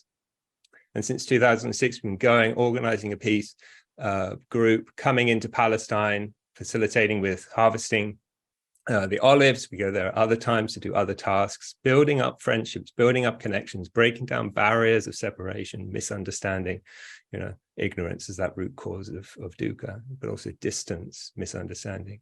So is there some way that we could sum up what being peace is, so I can get it out in 10 seconds? It's to not let our blame land anywhere. Don't let our blame land anywhere. See what that's like without turning away. Yeah, without taking that easy choice to see the human in everyone. You know, our Palestinians, settlers, army, governments, all of this thing, and try to support their awakening. That non-hostility that includes asking challenging questions from a place of friendship and cooperation, wishing the best for them. The second way I would speak to this, how do we move beyond silence? What's our conception of meditation? What's our conception of meditation? What's it for? Meditation is not one thing for one thing. And if our narrow paradigm of what it is doesn't allow for that, does our practice and liberation paradigm itself move beyond silence and stillness? You know, is the Dharma that we hear an encouragement of calming down and cultivating a kind of dispassion that actually floats very close to disengagement? Yeah. My view of the Dharma is best encapsulated in Sangha Seva, which means community in service, meditation in action. And it needs those periods of rest and renewal. It needs the calming, it needs the cultivation of dispassion, as it's called, or holy disinterest with the world at times. It needs the silence, but like a recharge of the batteries, yeah? Because we don't always get our nourishment in the action. But we want, I feel, from my side, I want an engaged Sangha, you know, and I think a disengaged Dharma is oxymoronic, yeah. Engaged Dharma is actually a tautology. It's just saying the same thing twice. It's fixing our relationship to ourselves, fixing our relationship to the world, yeah. So in a sense, ethics stand at the foundation, stand at the core, and they also want to come through in that expression. And like the Buddha said about dana, it's really important that we're in tune with that and we feel our intentions. Yeah, feel those times we wish to be generous, to give freely, yeah, and feel the wholeness of our attention in those actions, and reflect on the goodness of that comes through us when we feel empowered, when we act in ways that express our ethics. Yeah. And what I think of as terms of ethics at the core of these teachings is that harmony includes differences. Yeah, really don't want to just get everybody believing the same thing, being on the same page. I think harmony includes dissonances, includes different views, includes different holdings of this kind of thing. But what really matters is our approach to these things. Yeah, our actions is our karma, it's our moving through. Yeah, so actions rather than essence. And over everything else, I would say it's about care. That's the key word for me. It's really about care, because we're going to need all of those qualities to live together, before, during, and after a ceasefire. Thank you, Nathan. Thank you so much. Thank you for your clarity. It's so welcome. And thank you for your service. The Sangha Seva work, it has been groundbreaking and is most welcome. Thank you. So it's my great pleasure to welcome Sara. Sara is also a dear friend who helped support and co-found the initial phases of the board of Sacred Mountain Sangha, who's a graduate of Dhammapala. Sara is Iranian-American, a meditation teacher, artist, a mom, and a lawyer, and many, many other beautiful qualities that you bring. Really grateful that you could join us, Sara. Thank you so much for being here. Thank you, Thanissara. Thank you, everyone. I prepared a statement just for the sake of clarity and brevity, and I'm going to read from that. And my hope is that these words kind of offer the due respect and care to Palestinians and contribute to a free Palestine. I've cut out some things, so let's hope this works. I would first like to speak to those listening who are from Southwest Asia and North Africa, colonized as the Middle East, and or of Muslim heritage. My hope is that we can come together to support one another's liberation and to advocate for change in our Dharma communities. The past has shown us we must do that. White-run Dharma institutions, if left to their own device, will maintain the racist status quo inherent in their organizations in our society. Progress that has been made at Western Dharma centers around racism and anti-Blackness only happened because Black teachers and practitioners mobilized for it. I believe if we follow their lead, we can make these spaces more equitable and help them honor the spirit of the Dharma, which asks us to not only free ourselves from greed, hatred, and delusion, but calls on us to actively support the freedom and liberation of all beings from the systemic impact of these poisons. To the rest of the audience, thank you for being here, and your support is needed. It begins with calling for a ceasefire in Gaza, but must not end there. A ceasefire in Gaza does not guarantee the respect of basic human rights. It does not end the blockade, does not end settlements, and does not end the occupation. I ask you to consider where your views, opinions, or actions, or lack thereof, support marginalization, erasure, and violence. I ask you to use what power and ability you have to stand up for those who are systemically silenced and ignored. It is not lost on me that having a Persian speak about genocide taking place against Palestinians and Arabs reflects a lack of Arab representation and leadership in the Western Dharma community. While there are many factors that have contributed to this, colonialism, racism, Islamophobia, and anti-Arab bias are at play. Recently, I've been feeling into how deeply anti-Arab and anti-Muslim bias is embedded in our Western society. Our Western Dharma institutions are not immune to this. No amount of poetry by Rumi or Hafez will get them around the work of interrogating how they too live, breathe, and have been infected by this culture of dehumanization. It is deeply disappointing and frustrating that there has been so much silence from Western Dharma institutions.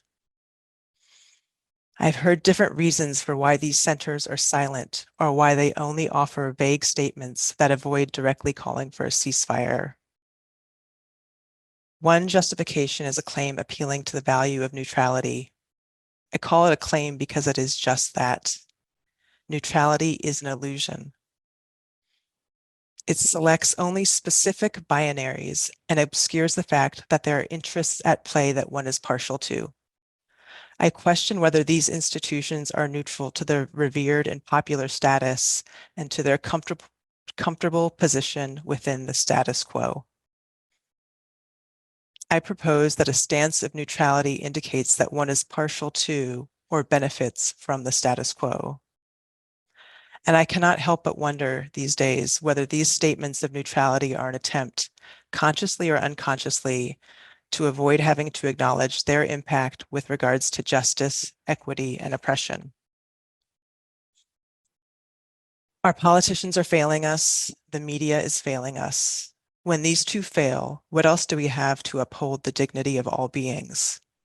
To help remind us about what matters, to help disrupt twisted logic that makes us think genocide and apartheid are acceptable and necessary. This is where spiritual and religious institutions must come in. It is incumbent upon those who claim to have an orientation of ethics and liberation to use their power and privilege to call for an end to this. I ask you to consider, what if Dr. Martin Luther King Jr.'s church had decided that the civil rights movement was not within the scope of their mission, that they had to stay out of these political issues? In hindsight, it sounds like madness, and yet this is the stance these Western Dharma centers are taking. I have no interest in a spiritual path that is an island of self-centeredness and narcissistic comfort that stands on the necks of others. You might think I'm being dramatic, but to me, those are the fruits of a spiritual path that is unmoved by a crisis of this magnitude, so clearly documented day in and day out. Are we not diminishing the value of the precepts if we don't include them in our standard for how all beings should be treated? What use and relevance is the Dharma if it has nothing to say about the atrocities that are happening? I am tired of Dharma talks that call out oppression and violence after the fact, or make gestures against genocide via land acknowledgements and retreats for indigenous communities, but are silent when these things are actively happening and supported by our government. Silence is a form of communication. Silence, like neutrality, signals support of the status quo. And in this case, as the AIDS activists in the 1980s clearly and courageously taught us, silence equals death. Silence tells our leaders that we will tolerate their violence, that they can keep on killing and we will accept it, just like they have been able to do in the post-9/11 wars in Iraq, Afghanistan, Pakistan, Yemen, and Syria, which have led to the astonishingly high figure of 4.5 to 4.7 million deaths and counting. I'm going to say that again, the post-9/11 wars, 4.5 to 4.7 million deaths and counting. The vague statements and silence are a spiritual failure. To me, it indicates they don't see themselves in Palestinians, in Arabs, in Muslims, in any of us. The current and past atrocities committed against Palestinians, along with all of those post-9/11 wars, are a mirror to the pervasive anti-Muslim, anti-Arab, racist bias that most of us in the West, including our Dharma centers, including me, have internalized. I urge these centers to consider who is hurt by their silence, who is left out. What message are they sending when they do not ask for a ceasefire, when they do not support the human dignity and rights of Palestinians? The fog of war is thick. The engine to separate and dehumanize is powerful, so we need something powerful in response. To close, I'm just going to offer the words of Reverend Dr. Martin Luther King. He said, "There can be no justice without peace, and there can be no peace without justice. Justice is a necessary condition of peace. Just like there can be no harmony as long as some voices are strangled, there can be no peace for any of us as long as some are dehumanized and oppressed." Just want to end on his words again. There can be no justice without peace, and there can be no peace without justice. Thank you so much, Sara. Thank you. So powerful. Thank you for your truth-telling. Thank you for bringing such a reckoning, which is so badly needed for the Dharma scene, and also linking it all in what's happening in Palestine into this post 9/11 decimation and demonization of Arab and Muslim countries. Your invitation to plunge deeper and unpackage the profound levels of bias is so needed. So thank you so much, Sara, for your words, for your presence, so deeply valued. Thank you. So let's take some deep and slow breaths and allow ourselves to feel everything just as it is.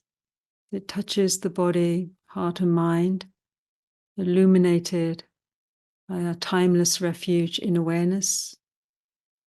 As we together hold space for the places where we feel affirmed, the places we feel challenged, where we feel encouraged, perhaps motivated, overwhelmed, frozen, lost, inspired, frightened, all of it, just allowing all of it to be held in our circle of compassionate, kind presence, just breathing and feeling the earth beneath us.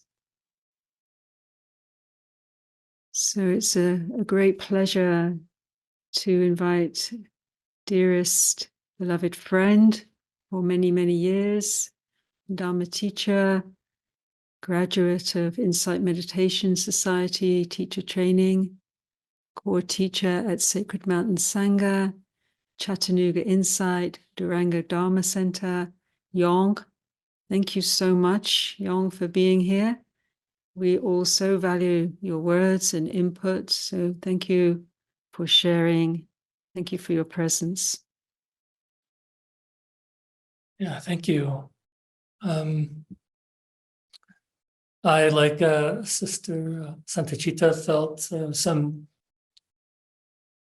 vulnerability, some apprehension, kind of what to share around these particular prompts. And just feeling in, I thought I'd start by checking in with what's present in my own heart, and in this role of sharing and practitioner, human being, and acknowledge and name that there's been in my life an internal struggle at times, a reluctance, a resistance, the pressures of feeling into what's been born from the personal, the cultural, the familial, the societal, the political, that it all informs this relationship I have with what we might call engagement, and personally to acknowledge it's a place for me that I'm continuing to be in inquiry with, and to practice with, and to be honest about. Particularly, there's this one very familiar and old kind of thread, that's the sense of this lonely voice, this face in the face of what feels too big or hopeless, what feels too entrenched. When we talk about war and corporate greed and racism and patriarchy and climate crisis and all this greed, hate, and delusion, and the sense of what we do doesn't matter, that it doesn't make a difference, and won't make a difference, especially with the world as messed up as we might feel it is, or that even if we engage these problems, will just really get worse, and is so complex, so big. And how do I engage without making more mess, more division, more polarization? There's this fear, so a sense of the apathy that can bubble up. And so for myself, what I've found to be such a value in the beauty of the Buddha's teachings, and what's really particularly been alive for me and has inspired me, and really has been serving as a touchstone and refuge, is this truth that what we do matters, that it all really matters, to take that to heart, that how we show up is not inconsequential. I take inspiration from the teachings, and I think about the familiar passage from the discourse around the practice of generosity, even just offering a rinsing of a bowl or a cup into a pond, that we can be generous to animals, that even this much is a source of good. It matters to ourselves, our own hearts, but also to the beings we share this planet with. or a wise person, that moments of acting or speaking in skillful ways that are aligned with non-harming, with kindness and care, that fills the mind and heart with goodness. As if drop by drop we can fill this water pot, just drops at a time. Or the value, one of my favorite images from the discourse is the value of a finger snap of loving kindness, just a finger snap of metta. There's such benefit and worth, and how much more so should we make much of that? These images, each cup offered with a generous heart, each moment of speaking with care, acting with awareness, just a moment as long as a finger snap, offering kindness, a moment of kind intention, just this much. It's not insignificant that it matters. So this is something I keep coming back to and keep reminding myself, as I consider how we move forward and beyond, that it all matters. What we choose to say or do or not say or do, or how I show up or how I don't show up, or what I stand up for. That yes, there are things that are not easy, daunting at times, of course, but there's also how things could be, the fruits of how we act or speak when we use our gifts. And that it matters not just for our individual improvement or our own well-being. Of course, that's all important too, but to remember that these moral choices matter not only for ourselves, but it matters beyond and out into the world. And because of our profound connection and interdependence. And I just trust that these drops, all these finger snaps, that they can together become a flood or a symphony, or how much more so to make much of each of our individual responses when we add our voice to collective Sangha, doing our part amidst the many, remembering we're not alone, when we use our body, our speech, our mind to inspire others, to reflect for ourselves, to consider, what's mine to do, what's our part to play, the power of collective wise action, wise speech, collective waking up, starting with just this much. There's no little gesture, action, moment of turning toward.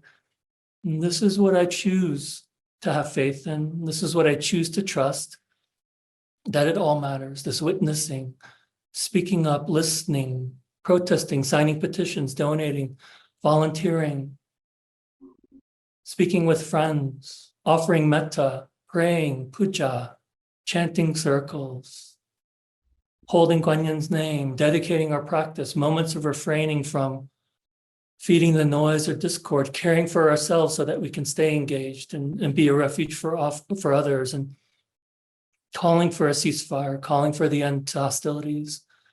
Whatever we feel is ours to do, honoring the gifts we have to offer, but to keep choosing empowerment, to keep choosing to show up, that as the Buddha inspired us to continue to begin again and again, it all matters. What we do and say now, just as much, it matters in shaping our collective futures. It matters in shaping the world that we all hope and wish to live in. So thank you so much for your kind attention. Thank you, Yong. Thank you. Thank you so much. Thank you for bringing your beautiful way of weaving into everything that we can do within our power and inclination to express this Dharma, to overcome this enormous suffering that we're facing, to uplift and have an impact in all the ways possible for this moment, for a ceasefire. Thank you so much, Yong. All blessings. Thank you. And thank you so much to all of our speakers. Thank you for all that you brought to the session today, the time you've spent thinking about it, contemplating, being present to what's happening in very deep and real ways. It's hitting very personally for many of you, for all of us in different ways, but some of you very profoundly, personally, and your families, your ancestors. We hold you in particular in our hearts and prayers. And thank you for all of you bringing the Dharma and holding that light for the Dharma. So thank you to everyone. Thank you to our wonderful team helping to host and manage this process. We've been working together for a while. So members of the Dhammapala Sangha that have been helping out. Thank you so much. And those that you haven't seen so much in the background, Michelle and Michael, I think you've seen everyone else. So we have a space now for questions. So pass it over to you, Emiko. Thank you so much. Thank you so much, teachers. We have received a lot of questions. We've been behind the scenes trying to suss through. So forgive me if I stumble a little as I'm reading these questions. So Zohar, we have a question for you. Thank you so much for your work and your heart, Zohar. Is there a risk when attempting to avoid polarization that we avoid naming deeply uncomfortable truths? And is there in this risk of erasing and upholding a status quo of inequality and systemic violence by not taking a side? Can we take a side politically without removing those who we oppress from our hearts? And let me ask you to unmute and go ahead and speak to this question if you would like. It's difficult to answer such a deep question in 2 minutes, which is what I have. And I would say this is our practice. How do we speak clearly? How do we speak for peace? How do we speak for justice? In a way that minimizes at least polarization.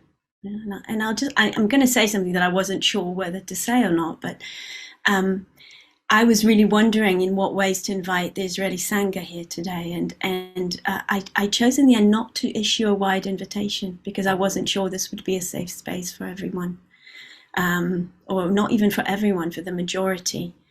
And I think that is a question for us. How do we hold that? And so I would say what we hold is that what we are standing up for is for everybody's sake. That's what I was trying to say. We're standing up for peace. We're standing up for everyone. And we can speak clearly. I've been doing that, as I said, since I've been 12 years old. We can speak clearly and say end to occupation, a ceasefire, kind of talking instead of fighting, working out a solution to the human rights crisis in Palestine. We can speak clearly to that, but can we do it in ways that are sensitive to the pain of the many? And can we be inclusive? And that's our practice. There's no easy answer to do that, how to do that. But there are good models. I would suggest reading the Gaia House Teacher Council message. It's been mentioned here several times that Dharma centers have not responded. Gaia House has. So I would really suggest reading that. I would suggest reading our Sangha Seva statement for Nathan and myself. There's ways of doing that. There's ways of speaking out, which kind of keep a wider sense of Sangha. And it really is our practice how to do that. And I've heard the bell, but I'll just say, I'll come back to what I said before. We do that as a practice. We're aware that we may make mistakes, but that is our aspiration. We have to keep clear to that and with that. And we put our actions also behind our words. We also act, not just speak, not just demand, but actually also act ourselves in many ways. And I could say a lot more, but I have to end there. So thank you for that question. Thank you so much, Zohar. We have a question for Kritee now. There's a lot of talk about having compassion for the trauma on both sides, but when that trauma expresses itself as violent racism and supremacy by those that have all the power. It feels impossible to have compassion for the oppressor. How do we work with that in a genuine, practical way? And I will ask you to unmute. It feels like the extension of question that we had for Zohar. I don't know. I have failed many times. I have failed as recently as yesterday. I feel a lot of rage sometimes, and deep grief, frustration with the difference in power that exists in my view. And maybe that is why I said, do I want to keep arguing with people who might not even have the power to shift things? Like,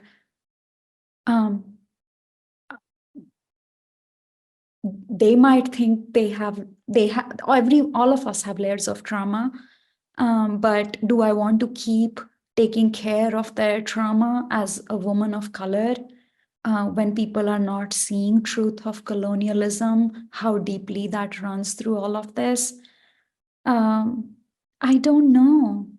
I'm doing my best. And as Zohar said, it's a practice. And I try not to judge people who are expressing their anger. They have the right to. We have caused so much hurt. But I do try to remember, even if not right in that moment, later on, that people are in the end acting out their trauma.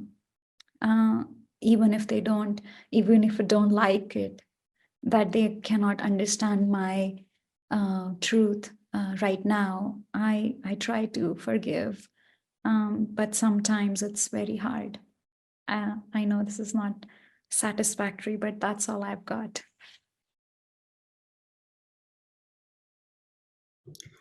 Thank you so much, Kritee. Very much appreciate that. So now we have a question for Nathan.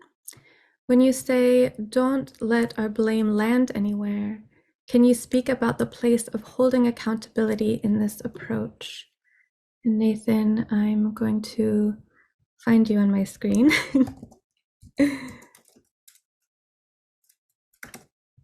And I'll ask you to unmute if you'd like to respond to that question. Yeah, thank you. I think blame and accountability actually have very little in common in terms of movements. Blame is actually something which we place on a person as if they are responsible for all of their actions. And I think that what we want to do is to speak to someone in regards to their actions. Like, these actions that you do, why are you doing those? Like, can we get to understand another person? And again, these questions are kind of following through a thread, as Kritee said. There's a relationship to that feeling compassion question coming from Zara's question, all of this, and I would say what we need to understand in terms of feeling compassion also is that we need to understand this person can be happy. Yeah, happy is not out of the range of possibilities for them, but they're not on the path for it.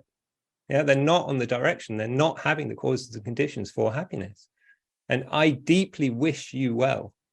Yeah, I don't blame you, and I don't say you deserve that. Yeah, I hope you are unhappy. Yeah, which is kind of the movement of blame. But actually say there are actions that you can do to actually feel good in yourself. Yeah, you don't have to cause harm in this way. And that's not just to do with people who are in an oppressive situation. We're all in a human oppressive situation to the animal kingdom, aren't we? Many of us are not vegan. It's like, are we oppressing? Yes. Can we do this without, and can we live well without doing that? Yes, we can. And if someone calls us out for it, can we listen? Can we hear that? Kritee spoke beautifully about the climate. It's all of these things. They're all connected. Yeah. We're all playing a part in this. So we don't want our blame to then make us feel less sensitive. Yeah, we want that sensitivity to come through that aspiration, that possibility space. And of course, yeah, not everyone can do it. But maybe everyone doesn't have to do it. Yeah. What's a majority? How big is that? Nathan, thank you so much for answering that question. Thank you. We now have a question for Bhikku Bodhi. I'm deeply uncomfortable with the framing of the Israel-Palestine conflict, which suggests two co-equal sides with equal responsibility. I find a better frame is colonialism or settler colonialism, given Israelis founding out of British colonialism, the Nakba, ongoing apartheid, and so much more. How can we hold compassion for all while also naming uneven distribution of responsibility for violence and harm? Why does naming this unevenness of responsibility seem so hard to name in Buddhist communities? And Bhikku Bodhi, I will ask you to unmute if you'd like to speak to this question. Yeah, I agree 100% with the premise of the question, that there's a vast disparity in power, in might, in the two sides of this conflict. And sometimes this might be a little hurtful, but I'm going to depict how this situation developed, again, looking at it from a historical perspective. Very quickly, I'll try to do this. Suppose I have a house with 20 rooms, and myself, my family are occupying most of the rooms, and one room is occupied by another family, and there are a few vacant rooms. Then members of that single family start coming into the house and then taking over the different rooms and pushing myself and my family just into a small corner, maybe 3 or 4 rooms out of the 20 rooms that we were originally occupying, because they have more power on their side to be able to push us into that little corner. And I think that's exactly represents the situation with Palestine, that even though the Jewish people have deep historical roots with that land, but they didn't have possession of the land since, the beginning of the Common Era. And then with the European migration of Jewish people starting in the late 19th century through the 20th century into Palestine, they pushed the Palestinian people off the land and expelled them from that land and used their power and might to appropriate the land for themselves. And so certainly there's a disparity in power, but still our objective, our goal, I would say the goal of the international community, since this has been sort of the explosive area, or at least one of the explosive areas in the whole global situation. So the aim of the international community should be able to find a harmonious solution to this festering conflict that has been developing over decades and decades. And so in my perspective, it's not a matter of us subjectively having compassion for both sides, though in part of our Buddhist practice, that's what we have to do. But from a pragmatic standpoint, we have to find ways to resolve as I said, the hatred, the suspicion, the antagonism, the trauma that both sides are bearing within themselves in relation to the others. And that involves finding some way to bring the two, at least leading representatives from the two sides who are sincerely and earnestly committed to a peaceful solution, bring them together and try to find common areas where they could collaborate and cooperate and see the long-term benefits to the entire region and even the entire system of international relations for a harmonious resolution of this conflict. Thank you so much, Bhikku Bodhi, for those words. We now have a question for Sister Santacitta. If you could say something about working with the presence of oppressor and oppressed, traumatized and traumatizer, in terms of mindfulness of the body when both those lineages exist in a single body. And Sister Santacitta, let me find you on my screen and invite you to unmute. Thank you. Yeah, I think there's not a single person, I think, on the planet where not both sides are living inside of them, but there's different ratios for sure. And I think a lot of what's needed for that is a humility and courage at the same time, you know, to be able to meet that in our own experience and to create, you know, circles with other people with whom we can look at this together, because I think to do it on your own is not really working very well, because we get very easily, we go under in the activation of trauma. It's very important to have supportive relationships and groups, to bring that into consciousness together. And there's a lot of opportunities out there these days, about trauma-informed leadership and how to learn skills to work with this. And a lot of it, is we have a basic equipment in the Buddhist teaching. We're now having ways, how we can train our mindfulness, how we can train the 7 factors of awakening, how we can train awareness and all of that. But there needs to be an update in regards to the context within which we need to apply those skills. And I think that's part of what's happening here in this meeting today, to acknowledge, that practice on the cushion and so on and so forth is just a preparation for bringing it and integrating it into the world.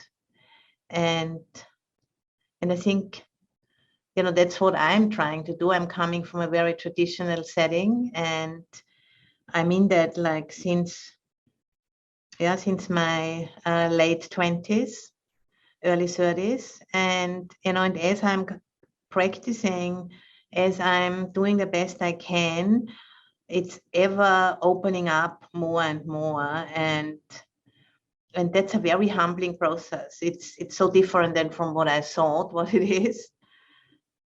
But I'm glad, there's other people who are with me together on that path. And it's both, it's awesome and really opening up, and it's also painful and very confusing. And I'm glad I'm not alone in it. Thank you. Thank you so much, Sister Santacitta. We have time, unfortunately, for only one more question. This is to Sara. Deep bows for your courage and clarity in naming how racism and anti-Arab, anti-Muslim bias continues to distort so many Sanghas. There has been so much institutional resistance to transforming whiteness, white supremacy, in predominantly white Sanghas, and it causes harm. What will it take to center anti-racism and justice in Dharma communities?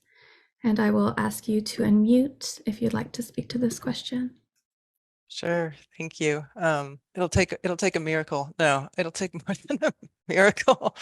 But man, that's a big question. I think one of the things, first of all, I'm just going to name, my brain is like Swiss cheese, so just bear with me, folks. But I think it will take us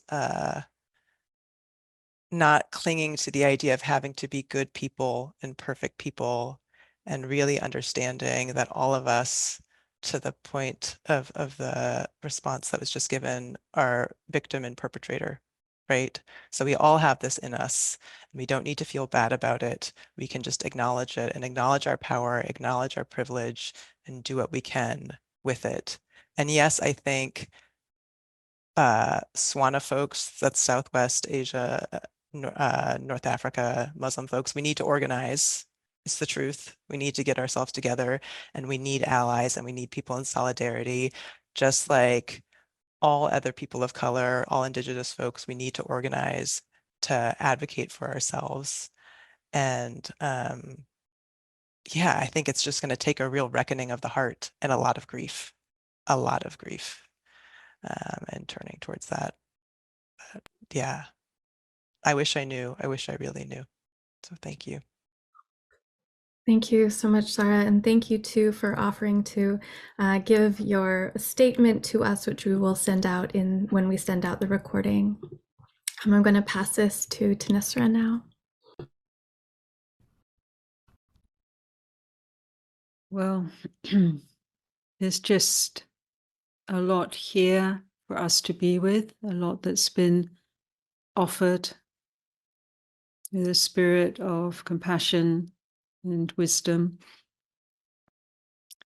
So much that's so rich, so powerful, so deep, some challenging, much very supportive. We're all challenged by meeting this moment.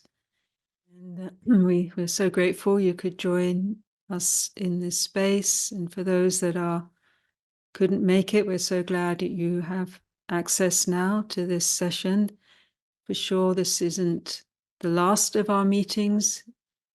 This is the first in our awakening activism space that we're offering at Sacred Mountain Sangha.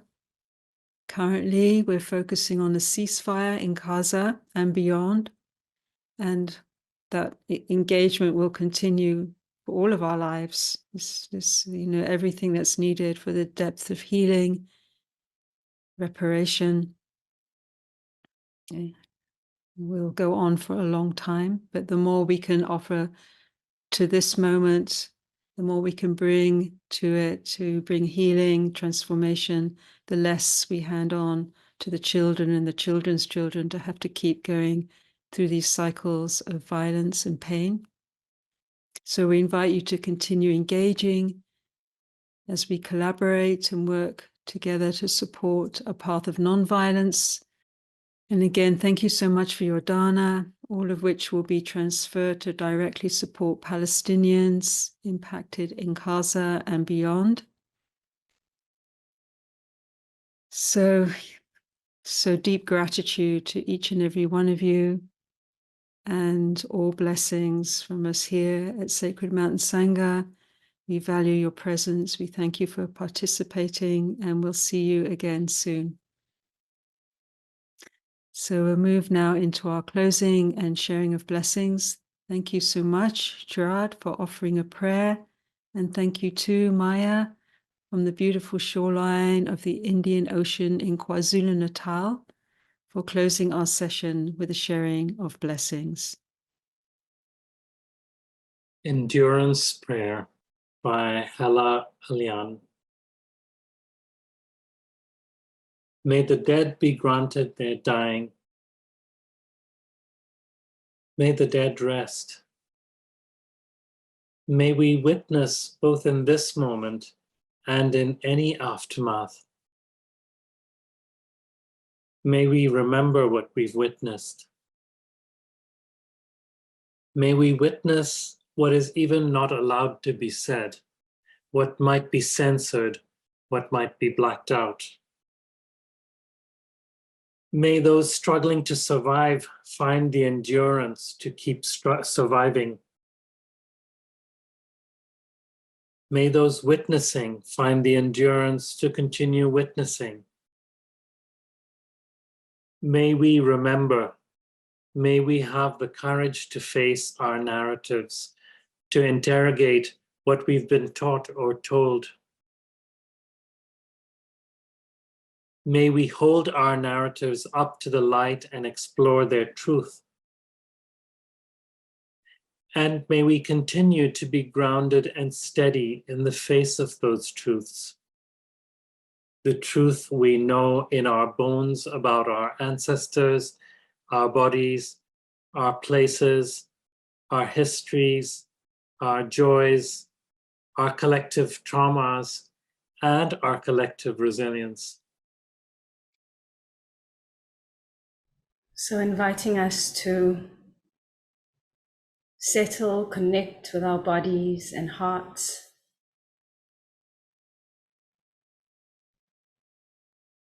Connecting with the felt sense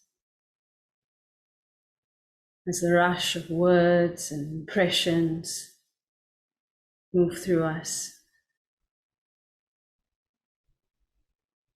Gratitude to all the ancestors, our blood ancestors, the ancestors of liberation, the poets, the storytellers, all we have called in.